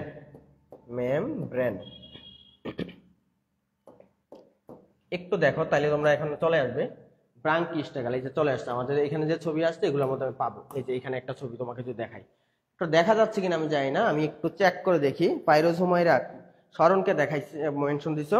আইরিন জানাত আশা সিনেরাপুর লগে প্রেম, এগুলা কোন ধরনের কথা, বারবার খালি একই কমেন্ট। এই যে এই ছবিটার দিকে তাকাও, দেখো তো এটা মাছের কানকো না? এটা হচ্ছে মাছের কানকো। আমি একটু তোমাকে কালার দিয়ে দেখাই। এই যে এটা হচ্ছে মাছের কানকো, শক্ত। বাট তোমরা দেখবে একটা মাছের কানকোকে ধইরা মাছের কানকোটা কি পুরাটা লাগানো থাকে না, নিচের জায়গাটা কিন্তু খোলা থাকে। এই খোলা অংশটার কাছে দেখবা কানকোটা একটু পাতলা হয়ে গেছে, একটু নরম চর্বির মতো লাগে। এই যে এই অংশটাকে আমরা বলি ব্রাঙ্কিওস্টেগাল পর্দা। আর এই পর্দাটার কাজ কি? পর্দাটার কাজ হচ্ছে এই জায়গাটা লেগে থাকবে এবং এইটার মাধ্যমে সে ঢাকনাটার খোলা বন্ধ নিয়ন্ত্রণ করতে পারে। তাহলে পরীক্ষা আসবে ব্রাঙ্কিওস্টেগাল পর্দা কোথায় থাকে? কানকোর ওখানে। কই থাকে? কানকোর ওখানে। দেন চলে আসে আমরা রুই মাছের দেহকাণ্ডে চলে যাই। খুবই গুরুত্বপূর্ণ একটা অংশ। এই রুই মাছের দেহকাণ্ডটা পরীক্ষা আলাদা করে আসতে পারে, পরীক্ষায় আলাদা করে রুই মাছের দেহকাণ্ডটা পরীক্ষায় আলাদা করে আসতে পারে। এরা কোথায় থেকে যে আসে? ওরা নোয়াখালী থেকে আসে। আচ্ছা, দেহকাণ্ড তো কানকো থেকে লেজ পর্যন্ত বা পাই পর্যন্ত অংশটা দেহকাণ্ড বলে, এগুলো দাগানোর দরকার নাই। দেন আমাদের রুই মাছের দেহের নিচের দিকে তিনটা ছোট ছোট ছিদ্র থাকে, তিনটা দেহের নিচের দিকে তিনটা, ওর তিনটা ছিদ্র থাকে, তিনটা দেহের নিচের দিকে থাকে। আর এই নিচের দিককে আমরা বায়োলজির ভাষায় বলে অঙ্কীয় দিক। অঙ্কীয় মানে বোঝায় নিচে। তাহলে রুই মাছের দেহের নিচের দিকে তিনটা ছিদ্র থাকে এবং তিনটা ছিদ্র তোমাকে সিরিয়ালি মনে রাখতে হবে। একদম প্রথমে যে ছিদ্রটা থাকে সেটা হচ্ছে পায়ু ছিদ্র, দ্বিতীয়ত যে ছিদ্র মাঝখানে থাকে এটা জনন ছিদ্র, একদম শেষে যেটা থাকে এটা হচ্ছে রেচন ছিদ্র। পায়ু ছিদ্র এক জিনিস, জনন ছিদ্র আরেক জিনিস, রেচন ছিদ্র আরেক জিনিস। তোমরা কি একটু আমাকে কমেন্ট করে কেউ জানাইতে পারবা যে তিনটা ছিদ্রর কাজ কি, কোন ছিদ্রে কি হয়? একটু দেখি কমেন্ট করে জানাও, তারপর আমি অ্যান্সার দিব। পায়ু ছিদ্র, জনন ছিদ্র, রেচন ছিদ্র, তিনটা সম্পর্কে একটু কমেন্ট করে জানো, নাকি তিনটা আবার একটা, এরকম কথাবার্তা আবার কেউ বইলো না। হ্যাঁ, আর লজ্জাটা রাখা যাবে না, বায়োলজি ক্লাস বুঝোই তো, বায়োলজি টিচারেরও লজ্জা নাই, বায়োলজি ক্লাসেরও লজ্জা নাই। আচ্ছা, পায়ু ছিদ্র সহজ কথায় যে ছিদ্র দিয়ে হচ্ছে আমরা মল ত্যাগ করি। আর রেচন ছিদ্র এটা হচ্ছে কিডনির জন্য, যে ছিদ্র দিয়ে হচ্ছে আমরা মূত্র ত্যাগ করি বা প্রস্রাব যেটাকে বলা হয়। আর জনন ছিদ্র যে ছিদ্র দিয়ে হচ্ছে সন্তান জন্মগ্রহণ করে। তাহলে এই হচ্ছে টোটাল তিনটা ছিদ্র। তাহলে বলতে পারো ডিম পারে, সহজ কথায়। মাছ তো সন্তান ডিরেক্ট জন্ম দেয় না, ওরা তো ডিম পারে। তাহলে এটা দিয়ে হচ্ছে ডিম পারবে। তাহলে কয়টা ছিদ্র বললাম? তিনটা। একটা দিয়ে মল ত্যাগ হবে, একটা দিয়ে মূত্র ত্যাগ হবে, আর একটা হচ্ছে ডিম পারবে। এই তিনটা ছিদ্র সিরিয়ালি তোমাকে জানতে হবে, প্রথমে পায়ু, পরে জনন, তারপরে রেচন। আর এটার জন্য একটা টেকনিক আছে, একটা ছন্দ আছে। কেউ কি ছন্দটা জানো কিনা? ভাবছিলাম কমেন্ট করবো না, নোয়াখালী বলে খোসা দিলেন কেন? তুমি নাই, আমি জানি তুমি কমেন্ট করলে তুমি চলে আসবা, এই জন্য আমি কমেন্ট করেছি। আর তোমার প্রোফাইল পিকচারে তুমি এটা কি দিয়ে রাখছো? শেখ হাসিনার ছবি। আচ্ছা, তো এই তিনটা ছিদ্রকে সিরিয়ালি মনে রাখার একটা টেকনিক আমি দিচ্ছি, সেটা হচ্ছে একটা ছন্দ শিখে রাখো। পা জ্বর, কি জ্বর? পা জ্বর। তো পা মানে পায়ু ছিদ্র, জ মানে জনন ছিদ্র, র মানে রেচন ছিদ্র। এই তিনটা শব্দকে মনে রাখার জন্য একটা শব্দই যথেষ্ট, সেটা কি? পা জ্বর। এবং সিরিয়ালি তোমার পরীক্ষা আসে। রাফিয়া জান্নাত share done, thank you. Nayan রাজা, শাওন, কারে ওকে জানাইতেছো? তাইলে আমরা রুই মাছের দেহের নিচে থেকে তিনটা ছিদ্র থাকে, সিরিয়ালি মনে রাখতে হবে। পায়ু ছিদ্র, জনন ছিদ্র, রেচন ছিদ্র। এবং তিনটা মনে রাখার টেকনিক কি? পাঁচর। এবার চলে আসো, রুই মাছের দেহের নিচের দিকে ছোট ছোট খাদ অথবা গর্ত আছে। খাদা বলি না আমরা, খাদা, খাস খাস খাদ অথবা গর্ত আছে। তো এখানে লেখা আছে রুই মাছের দেহের দুই পাশ দিয়ে, ধরো এই আমি একটা রুই মাছ, সরি, আচ্ছা ধরো আমি একটা রুই মাছ, আমার এই পাশ দিয়ে ধরো একটা জায়গায় খাস, একটা জায়গায় উঁচু, একটা জায়গায় খাস, একটা জায়গায় উঁচু, আবার এই পাশ দিয়ে একটা জায়গায় খাস, একটা জায়গায় উঁচু, একটা জায়গায় খাস, একটা জায়গায় উঁচু। তো রুই মাছের দেহেন এইদিকে বলছে এরকম যে লম্বা লম্বা খাদ থাকে, আবার গর্ত থাকে। আর এই খাদ আর গর্তগুলো হচ্ছে যখন একসাথে যুক্ত করে দিবা তখন একটা রেখা তৈরি হয়। ওই রেখাটার আমরা বলি পার্শ্ব রেখা। কি রেখা? পার্শ্ব রেখা। এখন এটা তুমি এমনি বুঝবা না, এটা বোঝাইতে হলেও তোমাকে আমি ছবি দেখাইতে হবে। আমি আবারও কষ্ট করে ক্রমে যাচ্ছি। আচ্ছা, তো ক্রমে গিয়ে আমি তোমাকে ইংরেজি নাম লিখতেছি। এই পার্শ্ব রেখা অঙ্গকে ইংরেজিতে বলা হয় lateral line organ. Lateral line organ. এটা কার থাকে? মাছের, তাই না? তাহলে আমি লিখতেছি lateral line organ of fish. সব মাছেরই থাকে মোটামুটি। তাহলে আমরা একটু দেখি যে কি ছবি আমাকে ওরা দেয়। ইমেজে আমরা যাই, খেয়াল করো এই যে এই মাছটার দিকে তুমি একটু তাকাও, দেখা যায় কিনা দেখো। আমি দেখাইতে পারতেছি কিনা আমি জানি না। আচ্ছা, আমি একটা কাজ করি, আমি স্ক্রিনশট নিয়ে তোমাকে বড় করে দেখাই, তাহলে তুমি বুঝতে পারবা। আচ্ছা, এই ছবিটার দিকে একটু তাকাও। এখন আমার কাছে যে ছবিটা আছে এটার দিকে তুমি একটু তাকাও। দেখো এখানে রুই মাছের আইসের এখানে কালো কালো দাগ দেখা যাইতেছে না? যদিও দাগগুলা বাইরে থেকে দেখা যায় না সব মাছের ক্ষেত্রে, আইসগুলো উঠাই ফেললে তারপর দেখা যায়।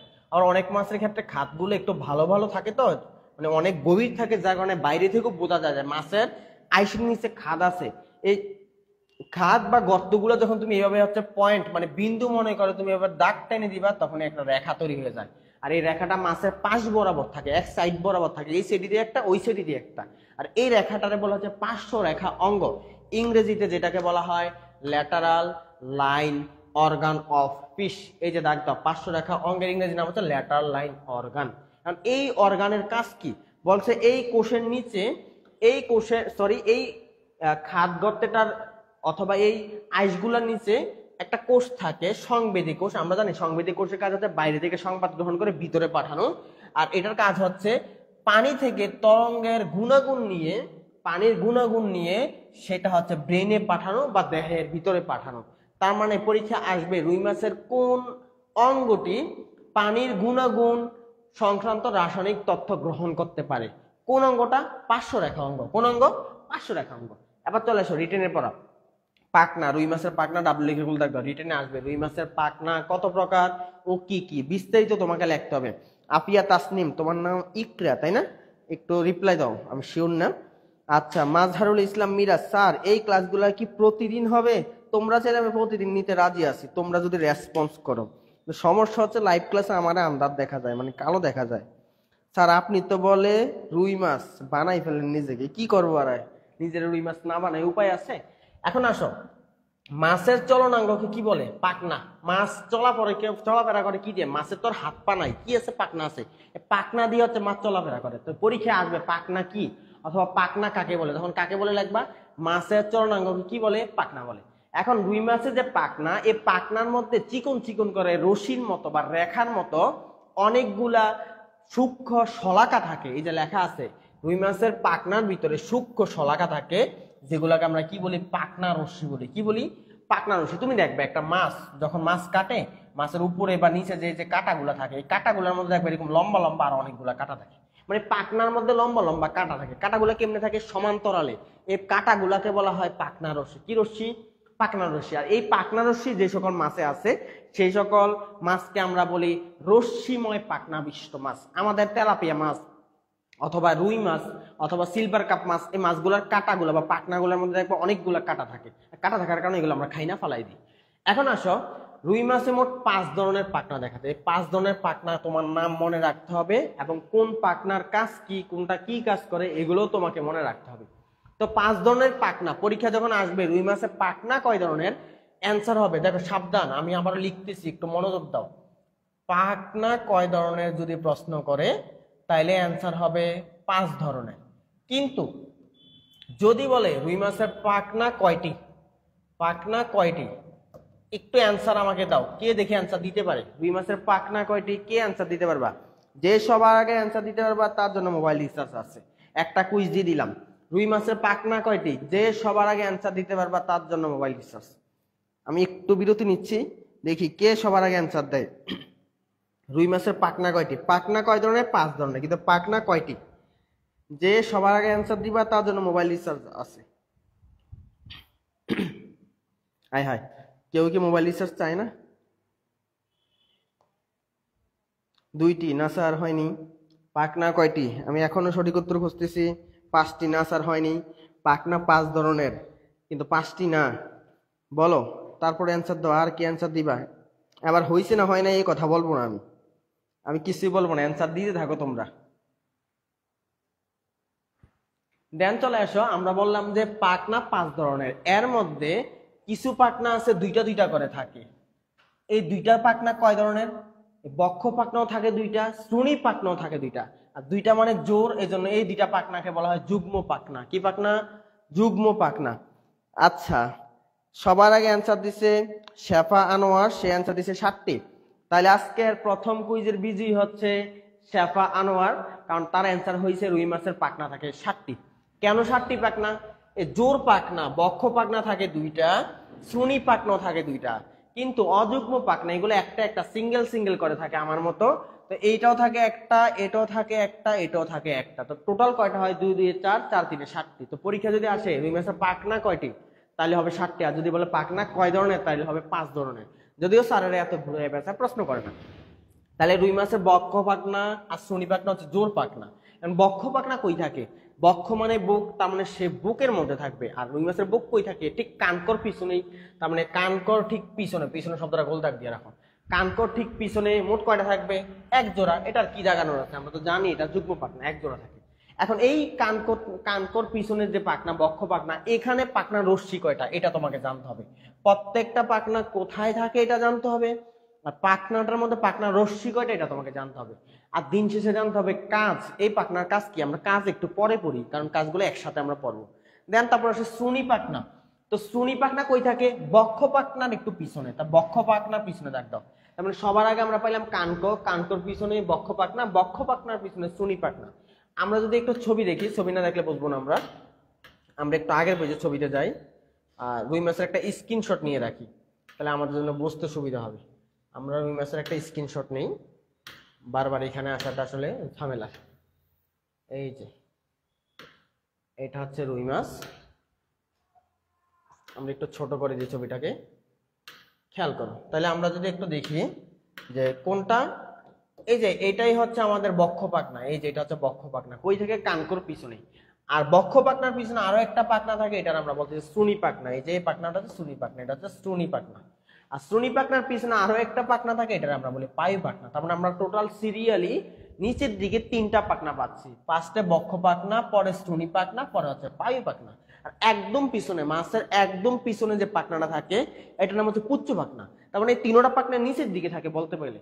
আর একেবারে উপরে যে পাখনাটা থাকে পৃষ্ঠ, পৃষ্ঠ মানে পিঠ, পিঠ মানে সবার উপরে থাকবে। তার পৃষ্ঠ পাখনা থাকবে সবার উপরে। তাহলে আমরা কি দেখলাম? আমরা আবার আমাদের যে পেজে পড়তেছিলাম পাখনা সম্পর্কে সেখানে চলে যাই। তাহলে কি বললাম আমরা? যে শ্রোণী পাখনা কই থাকবে? সে থাকবে বক্ষ পাখনার পিছনে। এখন এটার মধ্যে পাখনা রশ্মি কয়টা? 9টা, পাশিসটা দিয়ে রাখো। পাখনা রশ্মি আপনাকে মনে রাখতেই হবে। আচ্ছা, এখন এটার কাজ কি? কাজ আমরা একটু পরে শিখতেছি, একসাথে শিখবো। এবার আসো অযুগ্ম পাখনা। অযুগ্ম মানে কি? যে পাখনাগুলো একটা একটা করে থাকে। তাহলে কোনটা পাঁচটা নাম দিছে? পৃষ্ঠ পাখনা। পৃষ্ঠ মানে কি বলছিলাম? পিঠ।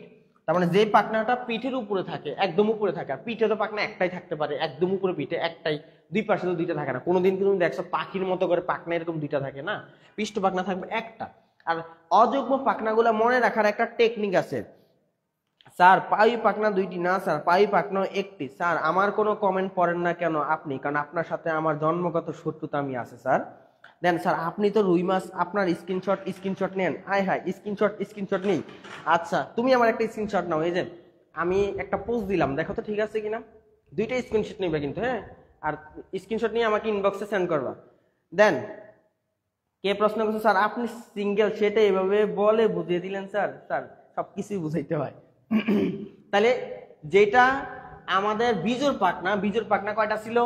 3টা। আর বিজোড় পাখনা মনে রাখার একটা টেকনিক হচ্ছে, তিনটা নামের মধ্যে দেখো প আছে। পৃষ্ঠ পাখনার মধ্যে প আছে, পায়ু পাখনার মধ্যে প আছে, পুচ্ছ পাখনার মধ্যে প আছে। তার মানে বিজোড় পাখনা মনে রাখার টেকনিক হচ্ছে তিনটার মধ্যে প প প আছে। তাহলে প শব্দ কয়টা আছে? টোটাল 3টা। এমনি মনে রাখা যায় 3 কিন্তু একটা বিজোড়। তাইলে পুচ্ছ পাখনা, পায়ু পাখনা, পৃষ্ঠ পাখনা এগুলো বিজোড়। তাহলে পৃষ্ঠ পাখনা কই থাকে? পৃষ্ঠ মানে একদম উপরে থাকবে, তার মানে সে দেহের মাঝ বরাবর একদম উপরে থাকবে, এবং সে অনেকটা রম্বস আকৃতির, পাশে স্টার দেওয়া এবং থাকে একটি। পরীক্ষা আসবে নিচের কোন পাখনাটি রম্বস আকৃতির? কোন পাখনাটি? সেটা হচ্ছে পৃষ্ঠ পাখনা। যদিও স্যার আমরা যদি বইয়ের ছবিটার দিকে তাকাই এটা রম্বস আকৃতির হয় না, কিন্তু স্যার আমাদের আগের এডিশনের যে বইগুলো ছিল সেখানে মাছের পৃষ্ঠ পাখনা ছবিটা এরকম করে দেওয়া ছিল, এরকম অনেকটা এরকম করে দেওয়া ছিল। তো এরকম যদি হয় তাহলে এটা কিন্তু স্যার রম্বস আকৃতির হয়। আর এটা একটা রিয়েল মাছ, মানে ছবিটা দেখে একটা রিয়েল মাছ, মানে মনে হচ্ছে আগের যে ছবিগুলো এগুলো গ্রাফিক্স ছিল হয়তো, বা এটা রিয়েল মাছ হয়েছে। তো যদি এটা রম্বস না, এটা অনেকটা ত্রিভুজ আকৃতির হয়ে গেছে। যাই হোক, যেমনই ছবি দেখ না কেন এক এক মাছের আকৃতি একরকম হইতে পারে। তোমাকে মনে রাখতে হবে রম্বস আকৃতির মাছের কোনটা, কোন পাখনাটা? পৃষ্ঠ পাখনা। এখন আসো, যেহেতু রম্বস আকৃতির, যার কারণে স্যার তুমি যদি একটু খেয়াল করো এই রম্বস আকৃতি ঠিক আছে, বাট এর উপরে যে দিকটা এটা একটু নিচের দিকে খাজ হয়ে থাকে। নিচের দিকে খাজ হওয়া মানে কি? উত্তল নাকি অবতল? অবতল। তার মানে স্যার এটাই বলছে আমাকে যে এর মধ্যভাগটা একটু অবতল থাকে। তাহলে এটাও এমসিকিউতে আসে, নিচে কোন পাখনার মধ্যভাগটা অবতল। আর কি মনে রাখতে হবে? এর পাখনা রশ্মির সংখ্যা। এটা তো মুখস্থ। আর আমরা বলছিলাম কাজ আমরা একটু পরে বলবো। দেন আসে পায়ু পাখনা। তো পায়ু পাখনা কই থাকে? সে পায়ুর ঠিক পিছনে থাকে, নাম শুনলেই বোঝা যায় পায়ুর পিছনে। আর কি মনে রাখতে হবে? তার পাখনা রশ্মি হচ্ছে 7টি, পাশিসটা দিয়ে রাখবে। এট লাস্ট আমাদের পুচ্ছ পাখনা। পুচ্ছ পাখনা কোনটা? একদম পিছনে যেটা, সবচেয়ে বড় পাখনা যেটা, এটার মধ্যে পাখনা রশ্মি সবচেয়ে বেশি থাকে, এটা হচ্ছে পুচ্ছ পাখনা। আর পুচ্ছ পাখনা কার পিছনে থাকে? লেজের পিছনে। এবং এটা মনে রাখতে হবে, সবচেয়ে বেশি পাখনা থাকে কোন পাখনায়, সরি সবচেয়ে বেশি পাখনা রশ্মি থাকে কোন পাখনায়? সেটা হচ্ছে পুচ্ছ পাখনায়। সবচেয়ে বেশি রশ্মি থাকে, পাখনা রশ্মি থাকে পুচ্ছ পাখনায়। আচ্ছা নেক্সট, এই পুচ্ছ পাখনা যেহেতু সবচাইতে বড় পাখনা, এটা দিয়ে সে সবচেয়ে বেশি শক্তি প্রয়োগ করে, সাঁতারের কাজে ব্যবহার করে, এই জন্য এটাকে বলা হয় রুই মাছের প্রধান চলনাঙ্গ। রুই মাছের প্রধান চলনাঙ্গ। তো পরীক্ষায় আসে স্যার মাছের চলনাঙ্গকে কি বলে? পাখনা। আর যখন বলে মাছের প্রধান চলনাঙ্গকে কি বলে, তখন অবশ্যই অ্যান্সার দিতে হবে তোমাকে পুচ্ছ পাখনা। প্যাচ লাগানো যাবে না। আমি আবারও লিখতেছি, মাছের চলনাঙ্গের নাম বা রুই মাছের চলনাঙ্গ হচ্ছে পাখনা, কিন্তু রুই মাছের প্রধান চলনাঙ্গ যখন তোমাকে বলবে প্রধান চলনাঙ্গ, তখন তোমাকে অবশ্যই বলতে হবে পুচ্ছ পাখনা। এই কাজ ভুল করা যাবে না। ওকে, এখন পড়া তো প্রায় কমপ্লিট, তাহলে আমরা আর কি শিখতে হবে এখন? প্রত্যেকটা পাখনার কাজ কি। যদি এই প্রত্যেকটা পাখনার কাজ আমাদের বইয়ে আমরা যখন পড়াশোনা শুরু করছিলাম তখন ছিল না, বর্তমানে প্রত্যেকটা পাখনার কাজ আলাদা আলাদা করে দিয়ে দিছে। তো ফার্স্টে যে পাখনাটা দেওয়া আছে বক্ষ পাখনা, এর কাজ কি? মাছকে পানির গভীর থেকে উপর দিকে উঠতে সহায়তা করা। দেখবে সবগুলা কাজ একই রকম লাগে, তো এগুলো মনে রাখা খুবই কঠিন।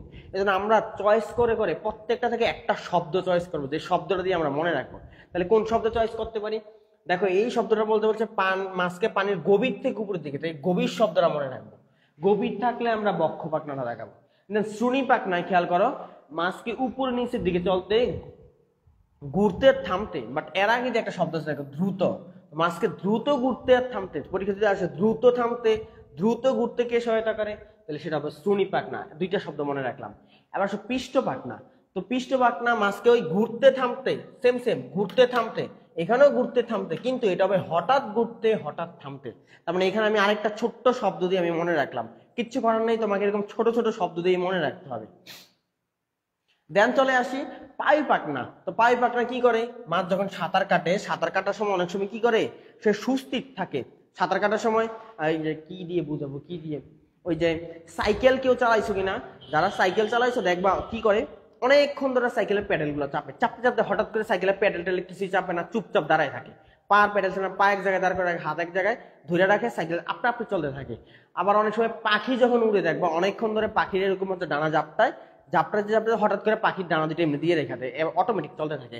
তো মাছও যেটা করে, অনেকক্ষণ ধরে সাঁতার কাটে, কাটার পরে একটা নির্দিষ্ট সময় পরে যে আর সাঁতার কাটে না, চুপচাপ দাঁড়ায় থাকে, কিন্তু অটোমেটিক যাইতে থাকে, ওই যে একটু আগের গতি শক্তি ওইটার কারণে যাইতে থাকে। আর যাওয়ার সময় সে উপরেও যায় না, নিচেও যায় না, ডানাও যায় না, বামেও যায় না, একদম সোজা যাইতে থাকে। আর এটারে আমরা বলি সুস্থিত।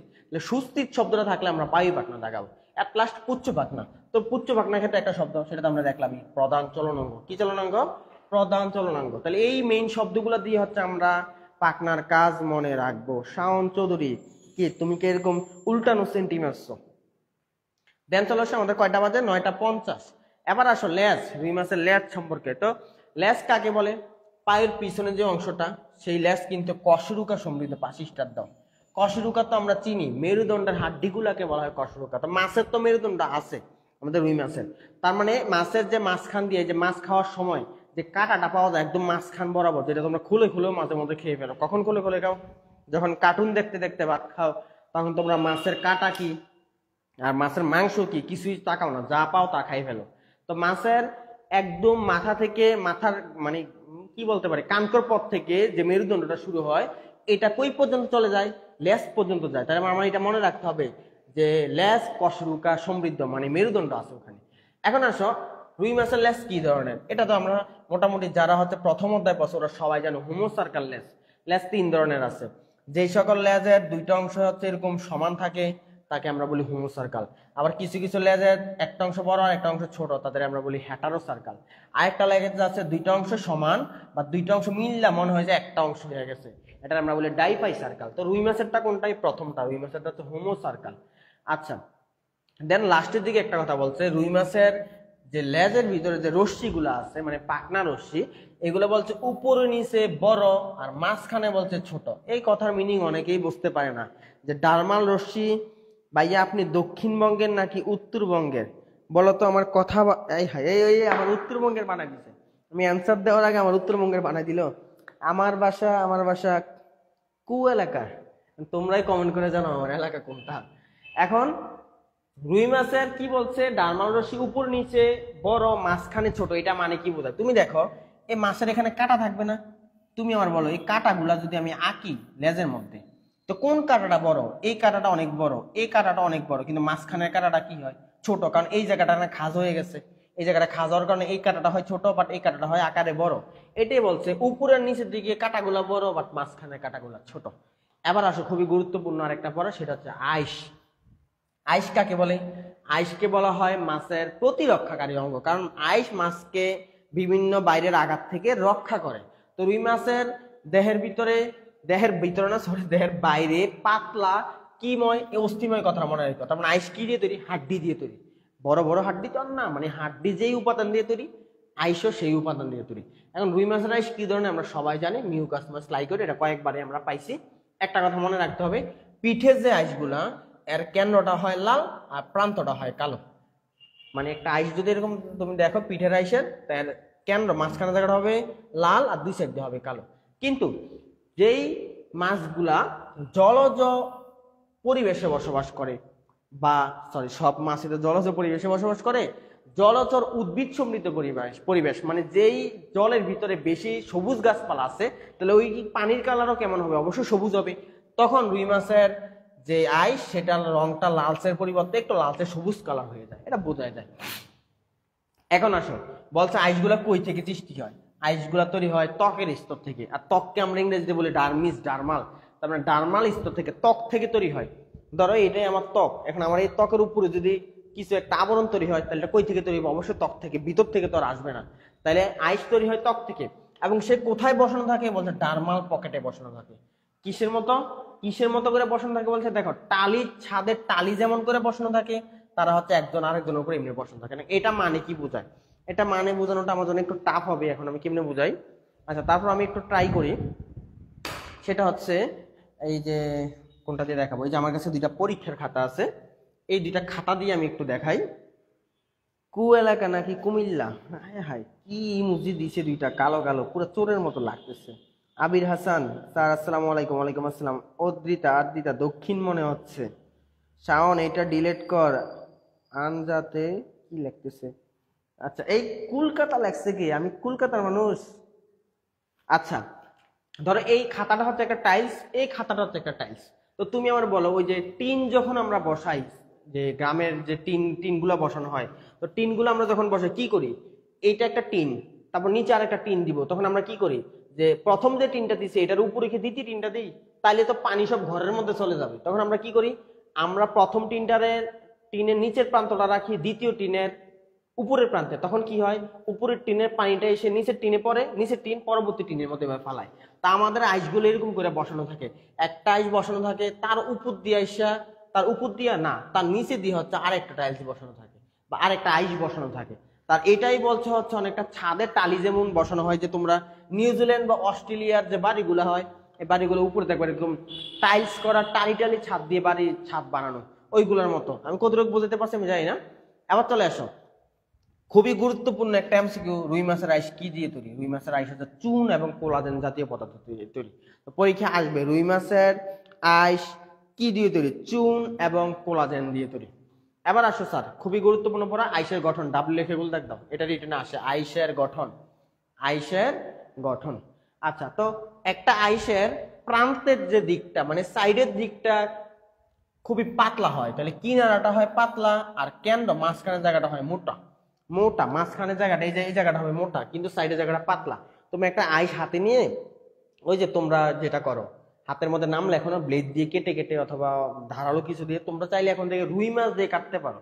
রুই মাছের প্রতি ভালোবাসা দেখাইয়া তোমরা রুই মাছের আইস দিয়ে হাত কাটতে পারো। রুই মাছের আইস দিয়ে যদি হাতের মধ্যে টান দাও, হাত কেটে যাবে, কারণ এর প্রান্তটা খুবই ধারালো থাকে। এখন আসো, রুই মাছের আইসের একদম মাঝখানের একটা অংশ আছে, এই মাঝখানের অংশ আমরা জানি কোষের মাঝখানের অংশকে বলা হয় নিউক্লিয়াস। তো আইসের কেন্দ্রের যে অংশটাকে বলা হয় নিউক্লিয়াস বা ফোকাস। তো পরীক্ষা এটা প্রচুর আসে, এখানে অনেকগুলো শব্দ আছে, শব্দগুলো আমাকে ব্যাখ্যা করতে হবে। তাহলে রুই মাছের আইসের মাঝখান বা কেন্দ্রটাকে কি বলা হয়? ফোকাস বা নিউক্লিয়াস, একই কথা। এখন আসো, এই ফোকাসের চারোদিকে তুমি দেখো, এই ছবিটার দিকেই দেখো, যে আশেপাশে কিছু বৃত্তের মতো করে দাগ দেওয়া আছে, আছে না? ফোকাসের চারদিকে কিছু এরকম রেখা রেখা দেখা যায়, কালো কালো রেখা রেখা। এই রেখাগুলা অনেকটা উঁচু উঁচু থাকে, একটু উঁচু উঁচু। যেহেতু আমি যদি সহজ কথায় বলি, আমি যদি এখন এই বোর্ডটার মধ্যে একটা ধারালো স্কেল দিয়ে যদি টান দেই, তাহলে আমার বোর্ডটার মধ্যে একটা দাগ পড়ে যাবে না? একেবারে আইসের ভিতরে এরকম উঁচু উঁচু দাগ থাকে বৃত্তাকারে, তাহলে বৃত্তাকারে কিছু উঁচু আল থাকে, আর এই আলগুলাকে বলা হয় সার্কুলি। পাশে স্টার দিয়ে রাখো। তা আইসের নিউক্লিয়াসের চারদিকে কিছু উঁচু উঁচু আল থাকে, এই আলগুলারে বলা হয় সার্কুলি। সার্কুলি কি দিয়ে তৈরি? আমাদের আইস যেহেতু অস্থি দিয়ে তৈরি, তাহলে সার্কুলি কি দিয়ে তৈরি? অস্থি। এগুলো কিন্তু পরীক্ষা দিয়ে দেয় যে নিচের কোনটি সঠিক, সার্কুলি তরুণ অস্থি দিয়ে তৈরি, সঠিক না, সার্কুলি অস্থি দিয়ে তৈরি। এখন কিছু কিছু সার্কুলি একটু বেশি মোটা হয়ে যায়, যেমন এই সার্কুলিটার দিকে চিন্তা করো, আমি যে সার্কুলটা এখন আঁকলাম, এই সার্কুলটা কিন্তু পাতলা, কিন্তু এই যে এখন আরেকটা সার্কুলের দিকে আমি এখন লাল কলম দিয়ে আঁকছি, দেখো এই সার্কুলটা অনেক মোটা, তাই না? এই সার্কুলটা অনেক মোটা হয়ে গেছে, তাহলে যে সার্কুলগুলা একটু বেশি মোটা, সেই সার্কুলগুলোকে আরেকটা বিশেষ নাম আছে। এই যে বলছে সার্কুলির মধ্যে কিছু কিছু রেখা একটু বেশি স্পষ্ট আর মোটা, হাত দিলে বোঝা যায়, এগুলার আমরা বলি বার্ষিক বৃদ্ধি রেখা। কারণ এগুলা দিয়ে প্রতি বছর একটা মাছ কি পরিমাণ বড় হইতে পারে সেটা পরিমাণ নির্ণয় করা যায়। আর এটার আর এক নাম এনুলি। এখন কেন এটার নাম এনুলি হয়েছে?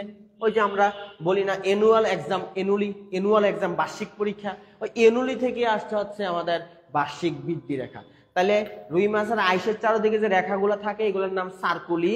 যে সার্কুলিগুলো একটু বেশি মোটা হয়ে যায় সেটাকে আমরা বলি এনুলি। আর এই এনুলির সাহায্যে মাছের বয়স বাইর করা যায়, মাছের বৃদ্ধি হার বাইর করা যায়। এবার আসো খুবই গুরুত্বপূর্ণ আরো দুইটা এমসিকিউ। রুই মাছের আইস কখন সবচেয়ে বেশি বৃদ্ধি পায় বা অধিক বৃদ্ধি ঘটে? সেটা হচ্ছে দুইটা কালে। কি কি কালে? বসন্তকাল আর গ্রীষ্মকাল। গান গাইতে মন চাইতেছে, বসন্ত বাতাসে সইগো।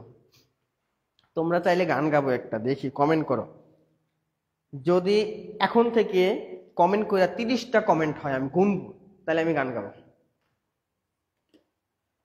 এই মুহূর্ত থেকে কমেন্ট করে যদি টোটাল 30টা কমেন্ট করতে পারো, তাহলে আমি গান গাবো।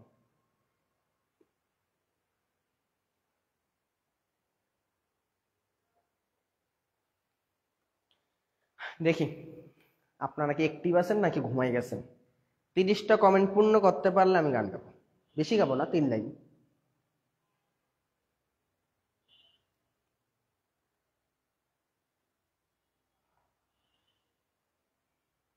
আচ্ছা, তাহলে আমরা যেটা বলতেছিলাম আইসের বৃদ্ধি কখন বেশি ঘটে, সেটা হচ্ছে বসন্তকাল আর গ্রীষ্মকাল। এটা মনে রাখতে হবে। এবং দেখো মেডিকেল ভর্তি পরীক্ষা 16-17 সালে এটা আসছিল, 16-17 সালে এটা আসছিল যে আইসের বৃদ্ধি কখন বেশি ঘটে। এবার আসো, একটা আইসের মধ্যে টোটাল 3টা স্থান দেখা যায়, মানে 3টা ক্ষেত্র দেখা যায়। একটা আইসের মধ্যে কয়টা ক্ষেত্র দেখা যায়? 3টা। কি কি? একটা হচ্ছে অগ্রক্ষেত্র, একটা পশ্চাৎ ক্ষেত্র, আর একটা হচ্ছে পার্শ্ব ক্ষেত্র। তাহলে একটা আইসের কয়টা ক্ষেত্র? 3টা। তো কি কি? আমরা যে একটু ছবির দিকে তাকাই, খেয়াল করো, এই যে আইসটার এর সামনের দিকে যে অংশটা, এই সামনের দিকের অংশটারে বলা অগ্রক্ষেত্র, পিছনের দিকে যে অংশটা এটারে বলা হচ্ছে পশ্চাৎ ক্ষেত্র। আর যে জায়গাটা এখন বাকি আছে, যে মাঝখানের যে অংশটা, দুই পাশে এবং মাঝখানে পুরোটাকে বলা হচ্ছে পার্শ্ব ক্ষেত্র। তাহলে আইসের টোটাল 3টা অংশ।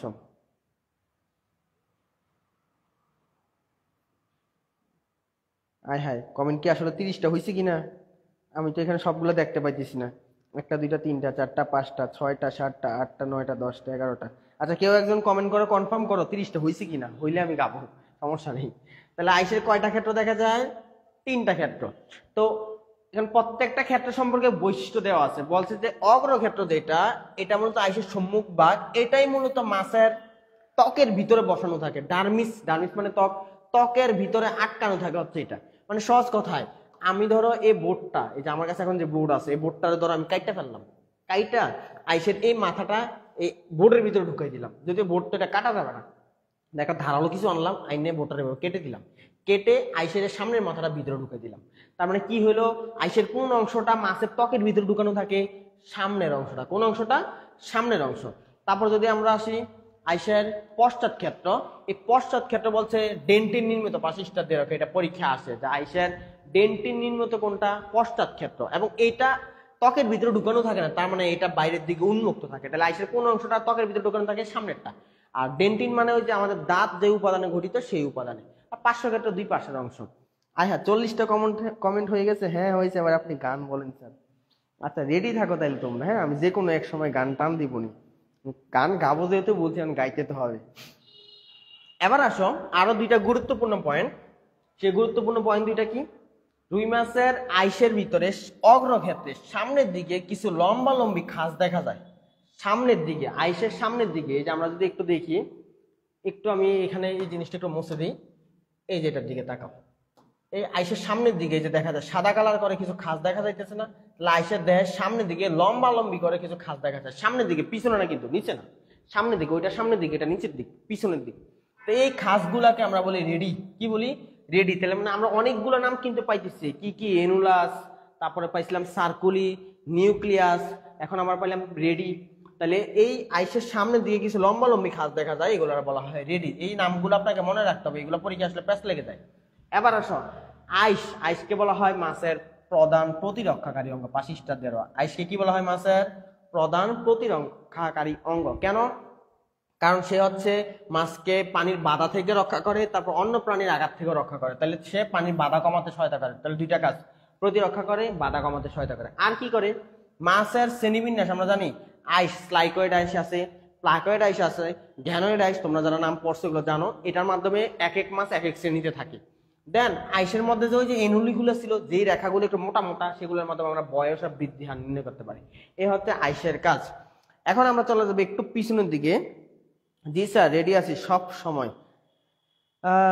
আচ্ছা, গান গাইতেছি, কেউ হাসবা না কিন্তু, হ্যাঁ? আমার কণ্ঠ ভালো না, কেউ আবার স্ক্রিন রেকর্ড টেকর্ড করো না, হ্যাঁ? আমার বিপদে ফেলাইও না, আমি গান গাইতেছি। লোকে বলে বলে রে ঘর বাড়ি ভালা নাই আমার, লোকে বলে বলে রে ঘর বাড়ি ভালা নাই আমার, ভালা কইরা ঘর বানাইয়া কয়দিন থাকমু আর, আমি কয়দিন থাকমু আর, আয়না দিয়া চায়া দেখি, আয়না দিয়া চায়া দেখি পাকনা চুল আমার, লোকে বলে বলে রে ঘর বাড়ি ভালা নাই আমার, লোকে বলে বলে রে ঘর বাড়ি ভালা নাই আমার। সরি স্যারেরা, ডিস্টার্ব করলাম তোমাদেরকে। না দেখে গান শুনে মজা নাই কেন?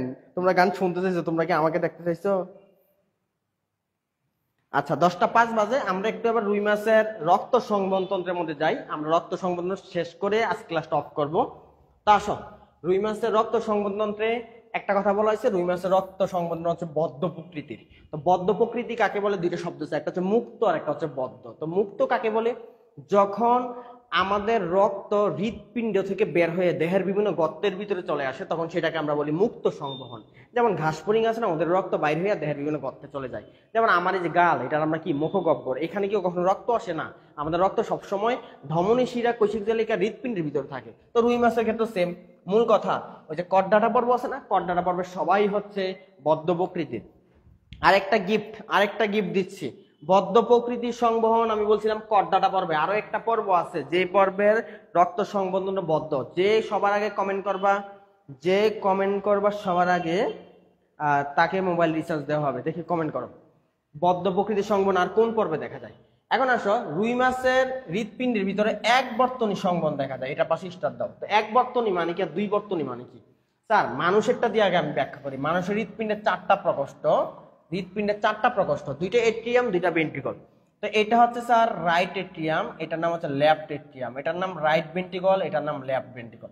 তো মানুষের ক্ষেত্রে যেটা হয়, এই লেফট ভেন্ট্রিকল থেকে রক্ত বাইরে হয়ে সারা দেহে যায়, সারা দেহ থেকে ঘুরে আবার রাইট এট্রিয়ামে ফেরত আসে। আর এর রাইট ভেন্ট্রিকল থেকে রক্ত বাইরে ফুসফুসে যায়, ফুসফুস থেকে ঘুরে আবার লেফট এট্রিয়ামে আসে। তারপর মানুষের রক্ত চলাচলের জন্য দুইটা রাস্তা লাগে, একটা দিয়ে সারা দেহে চলাচল করে, আর একটা দিয়ে হচ্ছে ফুসফুসে চলাচল করে। কিন্তু মাছের ক্ষেত্রে প্রকোষ্ঠ থাকেই হচ্ছে দুইটা, একটা এট্রিয়াম একটা ভেন্ট্রিকল, আর একটা রাস্তা দিয়ে মূলত রক্তটা চলাচল করে, দুইটা ভিন্ন রাস্তা লাগে না। এই জন্য স্যার মাছের বর্তনী হচ্ছে এক বর্তনী আর আমাদের বর্তনী হচ্ছে দ্বিবর্তনী। অনেকে কমেন্ট করছে অ্যানেলিডা, গুড। সবার আগে কমেন্ট কে করছে? সবার আগে কমেন্ট করছে হচ্ছে আইরিন জান্নাত আশা। তাইলে আমাদের পরবর্তী পুরস্কারের বিজয়ী হচ্ছে আইরিন জান্নাত আশা। দেন আসো 1 নাম্বার এক বর্তনী সংবহন, আরেক নাম এক চক্রী রক্ত সংবহন। আচ্ছা, তো এক চক্রী রক্ত সংবহনে কি হয়, একটা রাস্তা দিয়ে এই রক্তটা সংবহন হয়, আর সেখানে হয় কার্বন ডাইঅক্সাইড সমৃদ্ধ রক্তটা হৃৎপিণ্ডের ভিতরে থাকে, নয় অক্সিজেন সমৃদ্ধ রক্ত, যে কোনো একটা থাকবে, দুইটা কখনোই থাকতে পারবে না। একটা রাস্তা দিয়ে একই সাথে অক্সিজেন কার্বন ডাইঅক্সাইড কেমনে চলবে, এটা তো সম্ভব না। তাইলে এটা কাদের ঘটে, এটা হচ্ছে মাছের রক্ত সংবহন। কিন্তু মানুষের ক্ষেত্রে এই যে লেফট ভেন্ট্রিকল থেকে রক্ত বাইর হয়েছিল, ওই রক্তটা বাইর হয়েছিল অক্সিজেন সমৃদ্ধ রক্ত, দেন ওইটা সারা দেয়ে গেছে, কার্বন ডাইঅক্সাইড হয়েছে, তারপর রাইট এট্রিয়ামে গেছে। আবার রাইট ভেন্ট্রিকল থেকে ওই কার্বন ডাইঅক্সাইড সমৃদ্ধ রক্ত বাইরে ফুসফুসে গেছে, ফুসফুস থেকে আবার অক্সিজেন সমৃদ্ধ রক্ত লেফট এট্রিয়ামে আসছে। তার মানে আমাদের হৃৎপিণ্ডের ডান দিকে থাকে হচ্ছে কার্বন ডাইঅক্সাইড, আর বাম দিকে থাকে অক্সিজেন। তার মানে একটা রাস্তা দিয়ে অক্সিজেন আর একটা রাস্তা দিয়ে কার্বন ডাইঅক্সাইড, দুইটা রাস্তা দিয়ে। তো আমাদের দ্বিবর্তনী সংবহনে যেটা হয়, যে সংবহনে অক্সিজেন সমৃদ্ধ এবং কার্বন ডাইঅক্সাইড, দেখো মাঝখানে ও লেখা আছে, দুই ধরনের রক্তই সংবহন হইতে পারে। আর দুই ধরনের রক্ত সংবহন হয় কাদের, মানুষের জন্য, মনে রাখবা। আবার আমরা রুই মাছের রক্ত সংবহনে যাই, তোমরা কেউ ক্লাস থেকে লিভ নিও না, আমরা রুই মাছের হৃৎপিণ্ডের গঠন পর্যন্ত পরে অফ দিব। আমাদের ওই যে ধমনীতন্ত্র, শিরাতন্ত্র, এগুলো আজকে পড়বো না, আমরা হৃৎপিণ্ডে মানে পরবর্তী এক পেজ আছে মাত্র। যারা লাইভ ক্লাসে আসো তার একটু থাকো। আচ্ছা, আমি আগে করছি, আমি একটু চেক করবো পরবর্তীতে, হ্যাঁ, কে আগে কমেন্ট করছে আমি পরে চেক করে জানাবো। আচ্ছা, তাই যেটা বলতেছিলাম, আমরা পরবর্তী যে তোমাদের এই পেজের পরবর্তী যে পেজটা, এটা পরে আমরা অফ দিয়ে দিবো, বেশিক্ষণ লাগবে না, 20 থেকে 25 মিনিট, একটু ধৈর্য ধরো। আচ্ছা, তোর মাছের হৃৎপিণ্ডের সংবন্ধনতে 3টা অংশ পাওয়া যায়, মানে সংবন্ধনে 3টা। এক নাম্বার আমাদের ক্ষেত্রে সেম রক্ত, 2 নাম্বার হৃৎপিণ্ড, 3 নাম্বার রক্তনালী। তো আজকে আমরা মূলত রক্ত আর হৃৎপিণ্ড নিয়ে পাবো। তো রক্ত নিয়ে লেখা নাই, এতটুকুই হচ্ছে লেখা, পরের পেজে হৃৎপিণ্ডটা পরে আমরা অফ দিব, রক্তনালী নেক্সট ক্লাসে। তো রুই মাছের রক্ত তো লাল বর্ণের, মাছ কাটলে লাল দেখা যায়, তার মানে কি বুঝলা, অবশ্যই হিমোগ্লোবিন আছে। আর ওদের রক্তের কয়টা অংশ, 2টা, আমাদের রক্তেরও 2টা, রক্তরস আর রক্তকণিকা। রক্তরসের তো কোনো কালার নাই, এটা আমরা জানি, কিন্তু ওদের রক্তকণিকা কিন্তু আমাদের মতো 3 ধরনের না, ওদের রক্তকণিকা 2 ধরনের। কি কি থাকে, লোহিত রক্তকণিকা থাকে, আর হচ্ছে শ্বেত রক্তকণিকা থাকে। ওদের কোনো অনুচক্রিকা থাকে না, খুবই গুরুত্বপূর্ণ পড়া, ওদের কোনো অনুচক্রিকা থাকে না। এই জন্য তুমি দেখবা, একটা সহজ করে বলি, মাছ কাইটা দেখো, মাছের একটা জায়গা কাইটা দেখো তো ওই জায়গা থেকে রক্ত পড়া বন্ধ হয় কিনা, বা ওই জায়গাটার রক্ত জমাট বাইতে শক্ত হয়ে যায় কিনা। ব্লাড ক্লটিং ওদের ঘটে না, আমাদের দেহের রক্ত কেটে গেলে একটা জায়গায় শক্ত হয়ে যায়, তাই না, রক্ত জমাট বেঁধে, কিন্তু ওদের এটা ঘটে না। ভাই আইসো, তোমার লাইভে কিভাবে তাড়াতাড়ি টাইপ করতে হয় শিখাই দেবো, নো প্রবলেম। হ্যাঁ, কে কারে কি শিখাইতেছে, দেন চলে আসো। দেন ওদের লোহিত রক্তকণিকার কিছু বৈশিষ্ট্য বলছে, ওদের লোহিত রক্তকণিকা কিন্তু নিউক্লিয়াস যুক্ত, কিন্তু মানুষের লোহিত রক্তকণিকা নিউক্লিয়াস নাই। হিমোগ্লোবিন তো আছে, হিমোগ্লোবিন থাকলে লাল হয়। আর শ্বেত রক্তকণিকা বলছে এমিবয়েড তো আমরা বুঝি, এমিবয়েড মানে যার আকৃতি দেখতে এমিবার মতো, মানে কিছুক্ষণ পর পর আকৃতি চেঞ্জ হয়ে যায়। আর এই জন্য এই আকৃতিকে আমরা বলি নির্দিষ্ট আকৃতিবিহীন, কোনো নির্দিষ্ট আকৃতি নাই, নিউক্লিয়াস যুক্ত সেম, কিন্তু হিমোগ্লোবিন নাই, তাই বর্ণহীন।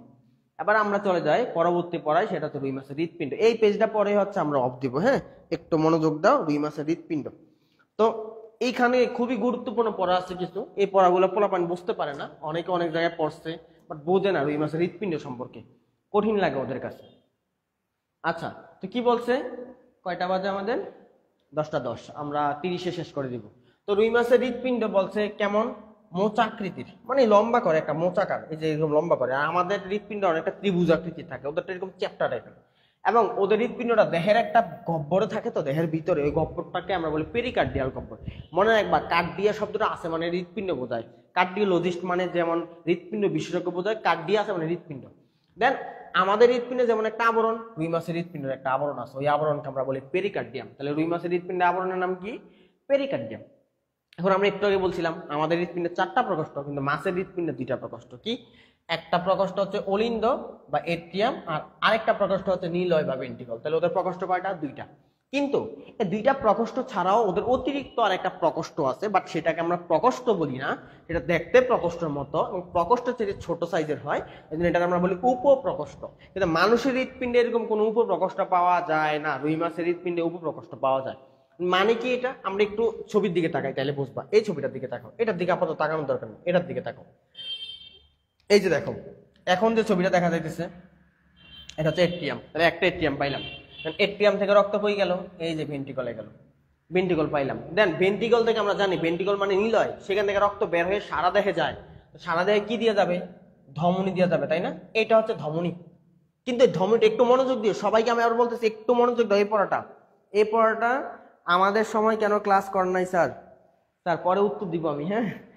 আচ্ছা, তাহলে এই যে ধমনীটা, তো আমরা জানি ভেন্ট্রিকল থেকে ধমনী বাইর হয় সারা দেহে রক্ত দেওয়ার জন্য, কিন্তু দেখো তো ধমনীটা কি বাইরে হওয়ার আগে একটু মোটা হয়ে গেছে না?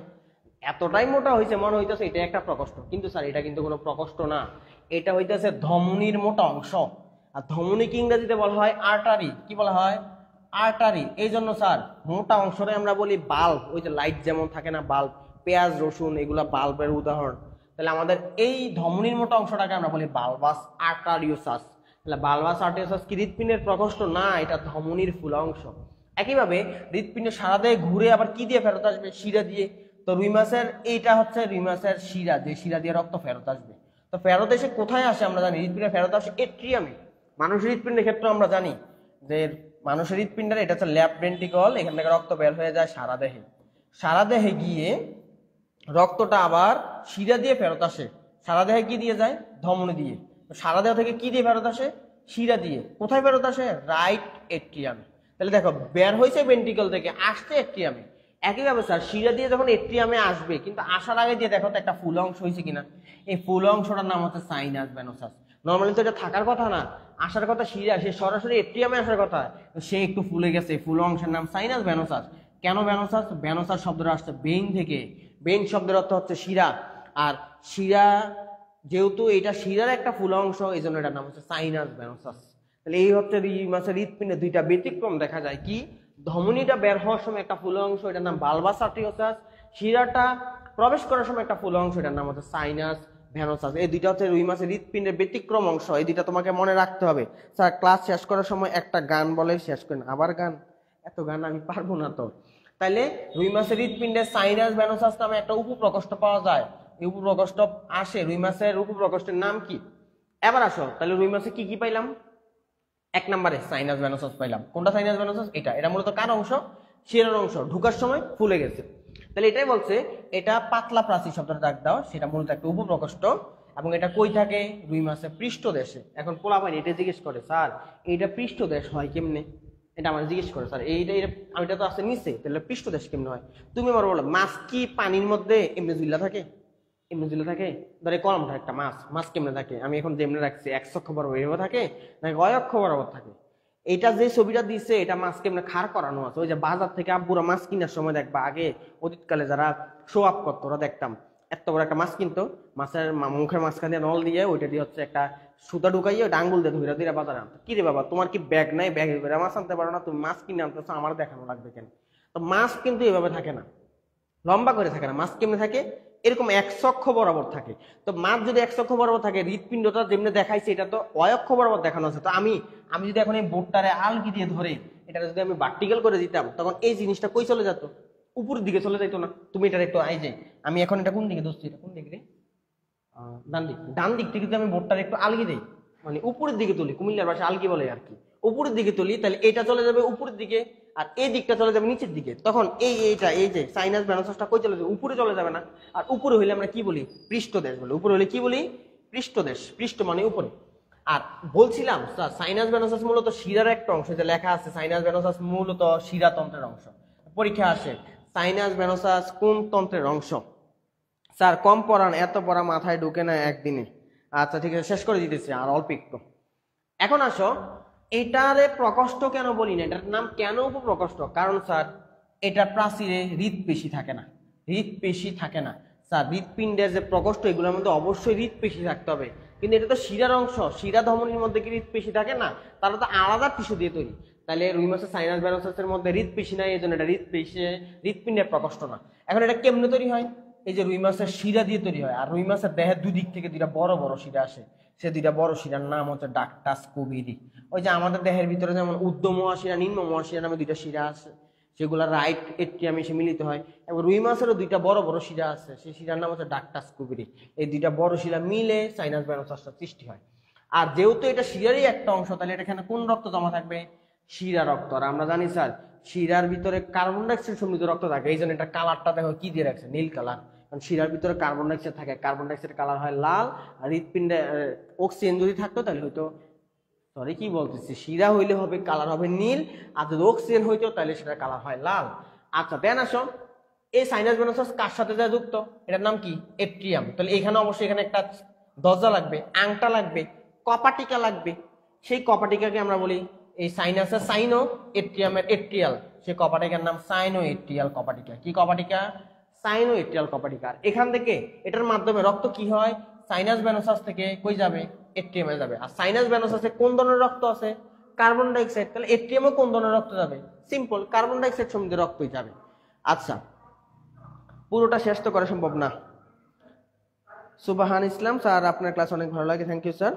স্যার আমরা শেষ করে দিয়েছি, বেশিক্ষণ লাগবে না। এই যে এট্রিয়াম আর ভেন্ট্রিকল পড়লে তো আমাদের হৃৎপিণ্ডের গঠন সম্পর্কে পড়া শেষ।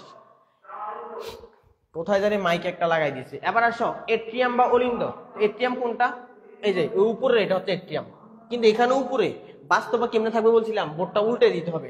তো উল্টে দিলে এটাও চলে যাবে উপরে, এটাও চলে যাবে উপরে, কিন্তু এটা উপরে কই চলে যাবে, সামনের দিকে, আর এটা থাকবে কোন দিকে, পিছনের দিকে। যে বোর্ডটা যদি তুমি এভাবে উল্টে দাও, এই দিকটা যদি উপরে দাও আর এই দিকটা যদি নিচের দিকে দাও, তখন এটাও যাবে উপরে, এটাও যাবে উপরে, কিন্তু এটা চলে যাবে সামনের দিকে আর এটা চলে যাবে পিছনের দিকে। এজন্য এট্রিয়ামে দেখো লেখা আছে যে এট্রিয়াম হচ্ছে পৃষ্ঠভাগ এবং কোন দিকে থাকে,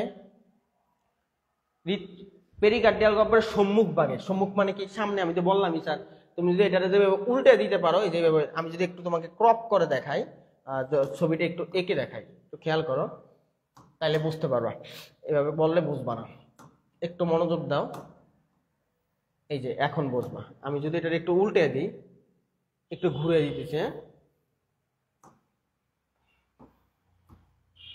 এই যে আবার তাকাও, এই যে এখন আমি দিলাম, এবার তুমি আমার বলো।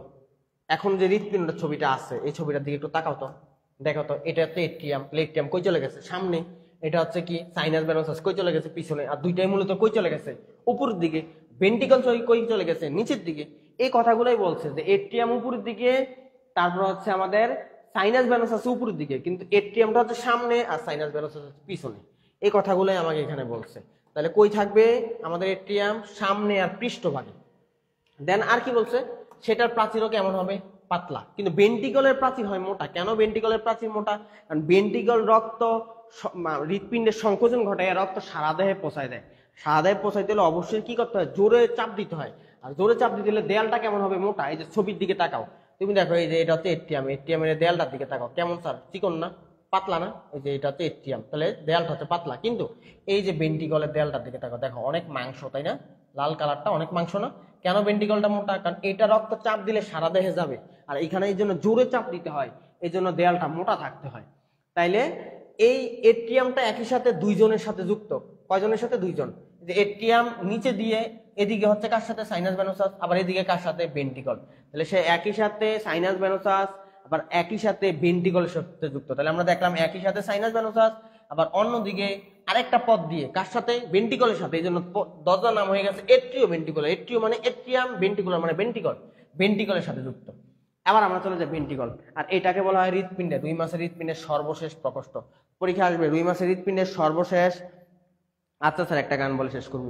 রুই মাছের হৃৎপিণ্ডের সর্বশেষ প্রকোষ্ঠ কোনটা? সেটা হচ্ছে ভেন্ট্রিকল। প্রথম প্রকোষ্ঠ এট্রিয়াম, দ্বিতীয় প্রকোষ্ঠ ভেন্ট্রিকল। আর প্রকোষ্ঠই তো দুইটা। এখন আসো, এটা কই থাকে? এটা অঙ্কীয় আর পশ্চাৎ দেশে থাকে। এটা পোলাপান বোঝে না, অঙ্কীয় পশ্চাৎ কেন। এই যে এই ছবিটা, এই যে উল্টাইয়া যে ছবিটা দেখাইতেছি, এটা হচ্ছে ওর ভেন্ট্রিকল। তাহলে এটা কই আছে, উপরে আছে না নিচে আছে? যেহেতু নিচে আছে, তাহলে হচ্ছে অঙ্কীয়।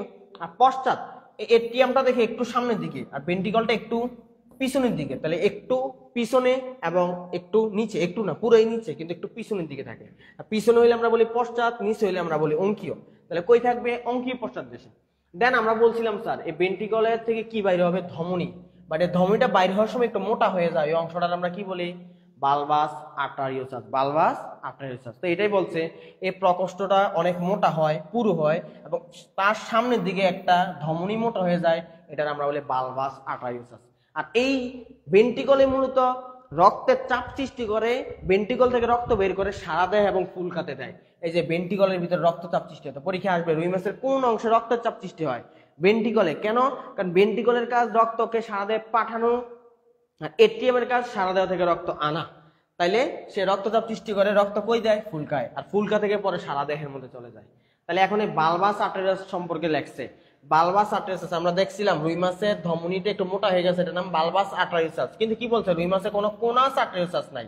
তাহলে কোন আর্টারিওসাস আছে? বালবাস। এখন পোলাপান জিজ্ঞেস করে, স্যার বালবাস আর্টারিওসাস মানে কি আর কোনাস মানে কি?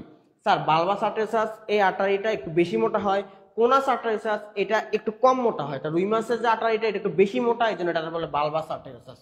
আর এটা মূলত এই বালবাস আর্টারিয়াস মূলত কার অংশ বলছিলাম, আর্টারি মানে ধমনী, আর ধমনীকে আমরা ইংরেজিতে বলি অ্যাওর্টা। মহাধমনীকে ইংরেজিতে কি বলা হয়, দেহের সবচেয়ে বড় ধমনী, এটা ইংরেজিতে বলা হয় অ্যাওর্টা। তো সে মূলত অ্যাওর্টার একটা স্ফীত অংশ, মোটা অংশ। আর এর কাজ কি, এটা কিন্তু হৃৎপিণ্ডের কোনো অংশ না, এটা হৃৎপিণ্ডের অংশ না, এটা ধমনীর অংশ। এটা কার অংশ, বালবাস আর্টারিয়াসের মূলত কার অংশ, ধমনীর অংশ। দেন নেক্সট আমরা চলে যাই ওর হৃৎপিণ্ডের কপাটিকা। আমরা দেখছিলাম ওর হৃৎপিণ্ডের মধ্যে টোটাল 3টা কপাটিকা আছে। কয়টা কপাটিকা, 3টা। ফার্স্টে দেখো একটা নাম হচ্ছে সাইনো এট্রিয়াল। সাইনো মানে সাইনাস ভেনোসাস, এট্রিয়াল মানে এট্রিয়াম। তাহলে কার কার মাঝখানে, সাইনাস ভেনোসাস আর এট্রিয়ামের মাঝখানে। এট্রিও ভেন্ট্রিকুলার, এট্রিও মানে এট্রিয়াম, ভেন্ট্রিকুলার মানে ভেন্ট্রিকল। তাহলে কার কার মাঝখানে, এট্রিয়াম আর ভেন্ট্রিকলের মাঝখানে। At last ভেন্ট্রিকুলো বালবাস কপাটিকা। ভেন্ট্রিকুলো মানে ভেন্ট্রিকল, বালবাস মানে বালবাস আর্টারিয়াস। তার মানে সে কার কার মাঝখানে, ভেন্ট্রিকল ও বালবাসের মাঝখানে। তো আমাদের এখানে আসো রুই মাছের মাধ্যমে রক্ত সংবহন। তো রুই মাছের ভিতরে আমরা যদি রুই মাছের হৃৎপিণ্ডের দিকে একটু তাকাই, তাহলে আমরা দেখবো রুই মাছের হৃৎপিণ্ডের পুরাটা কালার দেখবো নীল কালার দেওয়া আছে। এই যে ছবিটার দিকে একটু তাকাও, রুই মাছের সম্পূর্ণ হৃৎপিণ্ডের ছবি দেওয়া আছে নীল কালার, কোনো জায়গায় কিন্তু লাল কালার দেওয়া নাই। এই যে ভিতর দিকে তাকাও, কেন? কারণ এই যে প্রথমে যে জিনিসটা আসে এটা আমরা কি বলি, শিরা। শিরা দিয়ে কোন ধরনের রক্ত আসে সবাই জানি, শিরার কাজ হচ্ছে কার্বন ডাইঅক্সাইড সমৃদ্ধ রক্ত আনা। এটা কোথায় আসছে, শিরাটা একটু ফুলে গেছে, ফুল অংশটা কি বলছে, সাইনাস ভেনোসাস। শিরা দিয়ে কার্বন ডাইঅক্সাইড আসছে, সাইনাস ভেনোসাসে কি থাকবে, কার্বন ডাইঅক্সাইডই। সাইনাস ভেনোসাস থেকে রক্ত কই যায়, এট্রিয়ামে। তো কোন ধরনের রক্ত যাবে, সাইনাস ভেনোসাসের মধ্যে আছে কার্বন ডাইঅক্সাইড, এট্রিয়ামও কি থাকবে, কার্বন ডাইঅক্সাইডে থাকবে। কার্বন এই এট্রিয়াম থেকে কই যাবে, ভেন্ট্রিকলে, তো সেম কার্বন ডাইঅক্সাইড। ভেন্ট্রিকল থেকে কই যাবে, ধমনীতে, কিন্তু ধমনীটা একটু ফুলে যাবে, এটার নাম বালবাস আর্টারিয়াস। ওইটা তো কোন ধরনের রক্ত, কার্বন ডাইঅক্সাইড। তার মানে কি বুঝলাম, রুই মাছের সম্পূর্ণ হৃৎপিণ্ডের ভিতরে খালি কার্বন ডাইঅক্সাইড থাকে, কোনো অক্সিজেন থাকে না। তো এই জন্য রুই মাছের হৃৎপিণ্ডকে বলা হয় শিরা হৃৎপিণ্ড। কি হৃৎপিণ্ড, শিরা হৃৎপিণ্ড। এই যে ব্র্যাকেট দাও কাকে বলে, কেন? কারণ ওর হৃৎপিণ্ডের মধ্য দিয়ে কেবল কার্বন ডাইঅক্সাইড সমৃদ্ধ রক্ত বহন হয়, এজন্য ওর হৃৎপিণ্ডকে বলা হয় শিরা হৃৎপিণ্ড। ইংরেজিতে বলা হয় ভেনাস হার্ট। পরীক্ষা আসে ভেনাস হার্ট কাকে বলে বা শিরা হৃৎপিণ্ড কাকে বলে। আর এই শিরা হৃৎপিণ্ড কার থাকে, খালি মাছেদের হৃৎপিণ্ড শিরা হৃৎপিণ্ড। কারণ ওদের হৃৎপিণ্ডের, আমি আগে ভাবতাম শিরা হৃৎপিণ্ড তার মানে দেহের ভিতরে বোধহয় খালি কার্বন ডাইঅক্সাইড, না, নাম কি বলছে, শিরা হৃৎপিণ্ড। তার মানে হৃৎপিণ্ডের ভিতরে খালি কার্বন ডাইঅক্সাইড, দেহের ভিতরে না, হৃৎপিণ্ডের ভিতরে কার্বন ডাইঅক্সাইড। হৃৎপিণ্ডের ভিতরে কোনো অক্সিজেন নাই। আর মানুষের হৃৎপিণ্ড যে আমরা পড়ি, মানুষের হৃৎপিণ্ডের এখানেও থাকে কার্বন ডাইঅক্সাইড, এখানেও থাকে কার্বন ডাইঅক্সাইড, কিন্তু এখানে অক্সিজেন, এখানে অক্সিজেন। তাহলে মানুষের হৃৎপিণ্ডের বাঁ দিকে অক্সিজেন, ডান দিকে কার্বন ডাইঅক্সাইড। কিন্তু মাছের হৃৎপিণ্ডের সম্পূর্ণ হৃৎপিণ্ডের ভিতরে কি থাকে, কার্বন ডাইঅক্সাইড। এই জন্য ওদের হৃৎপিণ্ডকে বলা হয় শিরা হৃৎপিণ্ড। তাহলে আমরা কি দেখলাম, ওর শিরায় কি হয়ে যায়, ফুলে যায়, এটা আমরা বলি সাইনাস ভেনোসাস। সাইনাস ভেনোসাস কই যায়, এট্রিয়ামে। এট্রিয়াম কই যায়, ভেন্ট্রিকলে। ভেন্ট্রিকল কই যাবে, ধমনী, বা ধমনীটা একটু ফুলে যায়, ধমনীর নাম কি, ফুলে গেলে ওইটার নাম বালবাস আর্টারিয়াস। বালবাস আর্টারিয়াস কি হয়ে যায়, ধমনী। আর ধমনী পরে কোথায় রক্ত দেয়, ফুলকায়। এরপরে দেখো এটা ডাব্লিউ লিখে গোল দাগ দিয়ে রাখো, এটা রিটেনে আসবেই। রুই মাছের হৃৎপিণ্ড এবং মানুষের হৃৎপিণ্ডের মধ্যে পার্থক্য, এটা একটু নিজ দায়িত্বে পড়ে নিও, অথবা আমি একটু দেখাই দিই। ক্লাস শেষ আমাদের, আর আমি পড়াবো না, শেষ করে দিচ্ছি। আমি আর পড়াচ্ছি না, কারণ এরপরে তো রক্তনালী, আর আমি বলছিলাম রক্তনালীর আগ পর্যন্ত পড়বো, তো আমরা রক্তনালীর আগ পর্যন্ত শেষ করে দিচ্ছি। তো একটু পার্থক্য একটু দেখে নাও, রুই মাছের হৃৎপিণ্ড কয় প্রকোষ্ঠ, 2, কিন্তু মানুষের হৃৎপিণ্ড 4। তো যেহেতু ওদের 4টা প্রকোষ্ঠ, তাহলে 2টা এট্রিয়াম 2টা ভেন্ট্রিকল, আর মাছের একটা এট্রিয়াম একটা ভেন্ট্রিকল। আমরা দেখছিলাম আমাদের হৃৎপিণ্ডে কোনো ছোটখাটো উপপ্রকোষ্ঠ থাকে না, কিন্তু ওদের ওই শিরাটা ফুলে যায়, এটার নাম কি, সাইনাস ভেনোসাস। এটা একটা উপপ্রকোষ্ঠ থাকে অতিরিক্ত। দেন আমাদের ভেন্ট্রিকল থেকে রক্ত কই যায়, আমাদের বাম ভেন্ট্রিকলে, যে আমাদের হৃৎপিণ্ডে যদি আমরা আঁকতাম এরকম 4টা প্রকোষ্ঠ, লেফট ভেন্ট্রিকল, এখান থেকে রক্ত যায় সারা দেহে। তা আমাদের বাম ভেন্ট্রিকল থেকে রক্ত মহাধমনী দিয়ে সারা দেহে যায়, আর এটার নাম হচ্ছে রাইট ভেন্ট্রিকল, এখান থেকে রক্ত ফুসফুসি ধমনী দিয়ে ফুসফুসে যায়। তাহলে এই যে পালমোনারি ধমনী দিয়ে ফুসফুসে যায়। কিন্তু আমাদের ধমনী কখনো ফুলে যায় না, ফুলে বালবাস আর্টারিয়াস তৈরি করে না। তাহলে আমাদের কোনো বালবাস আর্টারিয়াস নাই, কিন্তু ওদের ধমনীটা ফুলে যায়, ফুলে গোড়ায় কি তৈরি করে, একটা ফুলা অংশ তৈরি করে, এটা বলে বালবাস আর্টারিয়াস। এটা একটা ফুলা বা স্ফীত অংশ। দেন আমাদের দেহের বড় বড় 2টা শিরা এই যে এখানে এসে মিলিত হয়, একটার নাম হচ্ছে নিম্ন মহাশিরা, আর একটা নাম হচ্ছে ঊর্ধ্ব মহাশিরা, superior vena cava, inferior vena cava. তাহলে আমাদের দেহের মধ্যে 2টা বড় বড় ভেনা কাভা আছে বা শিরা আছে, আর একটা আছে হৃৎপিণ্ডের প্রাচীর থেকে নিয়ে আসে, সেটা আমরা বলি করোনারি শিরা। তাহলে আমাদের 3টা বড় বড় শিরা আছে। আবার এখানে রক্ত নিয়ে কি আসে, ফুসফুস, ওই শিরারে আমরা বলি হচ্ছে পালমোনারি শিরা। তবে ওইগুলো ছোট ছোট, তবে কয়টা থাকে, ডান ফুসফুস থেকে 2টা পালমোনারি, বাম ফুসফুস থেকে 2টা পালমোনারি। এগুলো কোথায় রক্ত নিয়ে আসে? এগুলো নিয়ে আসে লেফট এট্রিয়ামে। আর ওই যে superior vena cava, inferior vena cava আর করোনারি সাইনাস এগুলো নিয়ে আসে কোথায়? রাইট এট্রিয়ামে। তাহলে এই হচ্ছে আমাদের শিরা, 5টা শিরা, কিন্তু ওদের 2টা বড় শিরা, সেম সেম নাম, একটা হচ্ছে ডান ডাক্টাস কুবিরি, একটা হচ্ছে বাম ডাক্টাস কুবিরি। দেন আমরা বলছিলাম আমাদের রক্তে বা হৃৎপিণ্ডে অক্সিজেন সমৃদ্ধ এবং কার্বন ডাইঅক্সাইড সমৃদ্ধ 2টা আলাদা আলাদা ভাবে রাস্তায় পরিবাহিত। অক্সিজেন এক রাস্তা দিয়ে, কার্বন ডাইঅক্সাইড আরেকটা রাস্তা, মানে অমিশ্রিত। কিন্তু ওদের তো হৃৎপিণ্ডে আছেই খালি কার্বন ডাইঅক্সাইড, তাহলে ওদের হৃৎপিণ্ডে খালি কার্বন ডাইঅক্সাইড সমৃদ্ধ রক্ত পরিবহন হয়, এই জন্য এটা আমরা কি হার্ট বলি? Venous heart. আর এই জন্য ওদের এটা একচক্রী, আমাদের 2টা গ্যাস, তাহলে দ্বিচক্রী। আরেকটা খুবই গুরুত্বপূর্ণ পড়া, সেটা হচ্ছে আমাদের হৃৎপিণ্ড কার সাথে কাজ করে? ফুসফুসের সাথে মিলে কাজ করে। আমাদেরটা কাজ করে কার সাথে? ফুসফুসের সাথে। কিন্তু রুই মাছের তো ফুসফুস নাই, ওর কি আছে? পানিতে কাজ থাকে, তাইলে ও কাজ করে ফুলকার মাধ্যমে। কিসের মাধ্যমে? ফুলকার মাধ্যমে। পড়া তো শেষ।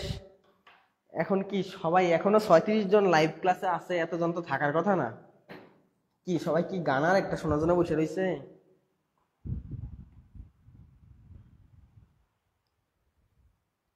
আজকের মতো ক্লাস এখানেই শেষ। কি আড্ডা মাড্ডা দিবা নাকি তোমরা? এখন আমাদের লাইভে গান গাইবো সবার প্রিয় Johnny sir. Welcome sir, please start করেন স্যার। Radio 1 2 3 start. কি কমেন্ট করতেছে? আজকে আমাদের এই সংবন্ধতন্ত্র পর্যন্ত থাকুক, আমরা নেক্সট ক্লাসে। Shahriya Saurav, thank you sir, welcome sir. Keep working sir, প্রিয় স্যার অনেক কিছু করবেন, মিলাই নিয়েন, এক স্টুডেন্ট বলছিল। আয় হায়, আমার কাছে তো মনে হয় না কিছুই হইব। আচ্ছা, তোমার কথাটাই আমার কাছে অনেক বড়। ধন্যবাদ আবির। আসি স্যার গান শোনার জন্য। কি গান গাবো? কি দেবের গান গাবো না জিতের গান গাবো?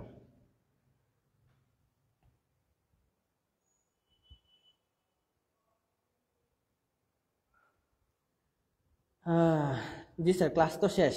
স্যার সামনে থেকে গান বলেন এখন। স্যার আমি সামনে সামনে ভুলেও গান গাইতে পারবো না, আইপিএল দেখা বাদ দিয়ে আপনার কাছে আসি। ও স্যার, তুমি তো আবার আইপিএল খেলা দেখো অনেক। কারণ আমার মাথায় তো কোনো গান টান আসে না, আমি কি গান গাবো এখন? তোমরা যে জোর করতেছো, একটা তো গাইছি স্যার। তাহলে স্যার আজকে এতটুকুই থাকুক, আমরা নেক্সট ক্লাসে আবার দেখা করবো এবং টাইম বলে দেবো যে কবে ইনশাল্লাহ আবার আরেকটা ক্লাসে। JMS শশী, এই যে স্যার আমি আছি। এই তোমার নামের পূর্ণরূপ আমি জানতে চাই। JMS, এই হিরো আলমের গান আবার গাইবো কেমনে?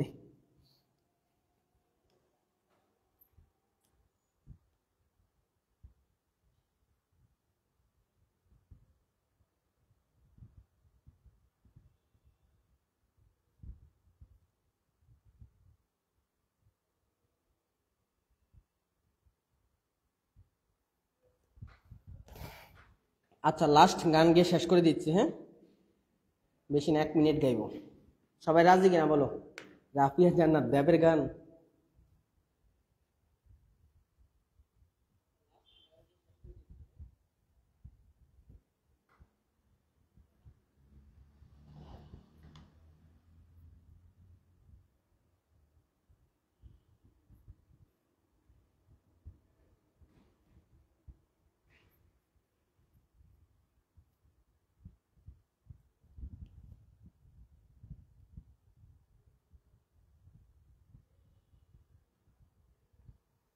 তোমার জন্য কৃষ্ণ চূড়ার লাল,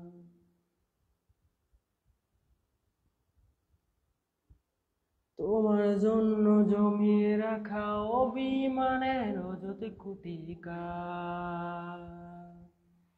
তোমার জন্য কৃষ্ণ চূড়ার লাল, তোমার জন্য জমিয়ে রাখা অভিমানের অযথা কুটিকা, তোমার জন্য পুড়ে যাওয়া মন, তোমার জন্য 100 আকাশ, এই সে কথা আরো না হয় থাকো কিছুক্ষণ, তোমার জন্য ভালোবাসি বলা, তোমার জন্য আকাশ হয় অনিয়মের নিয়ম করে চলা, তোমার জন্য যাই পুড়ে যাই রোজ, তোমার জন্য চিঠির ভাঁজে লিখি, অভিমানে আমায় নিও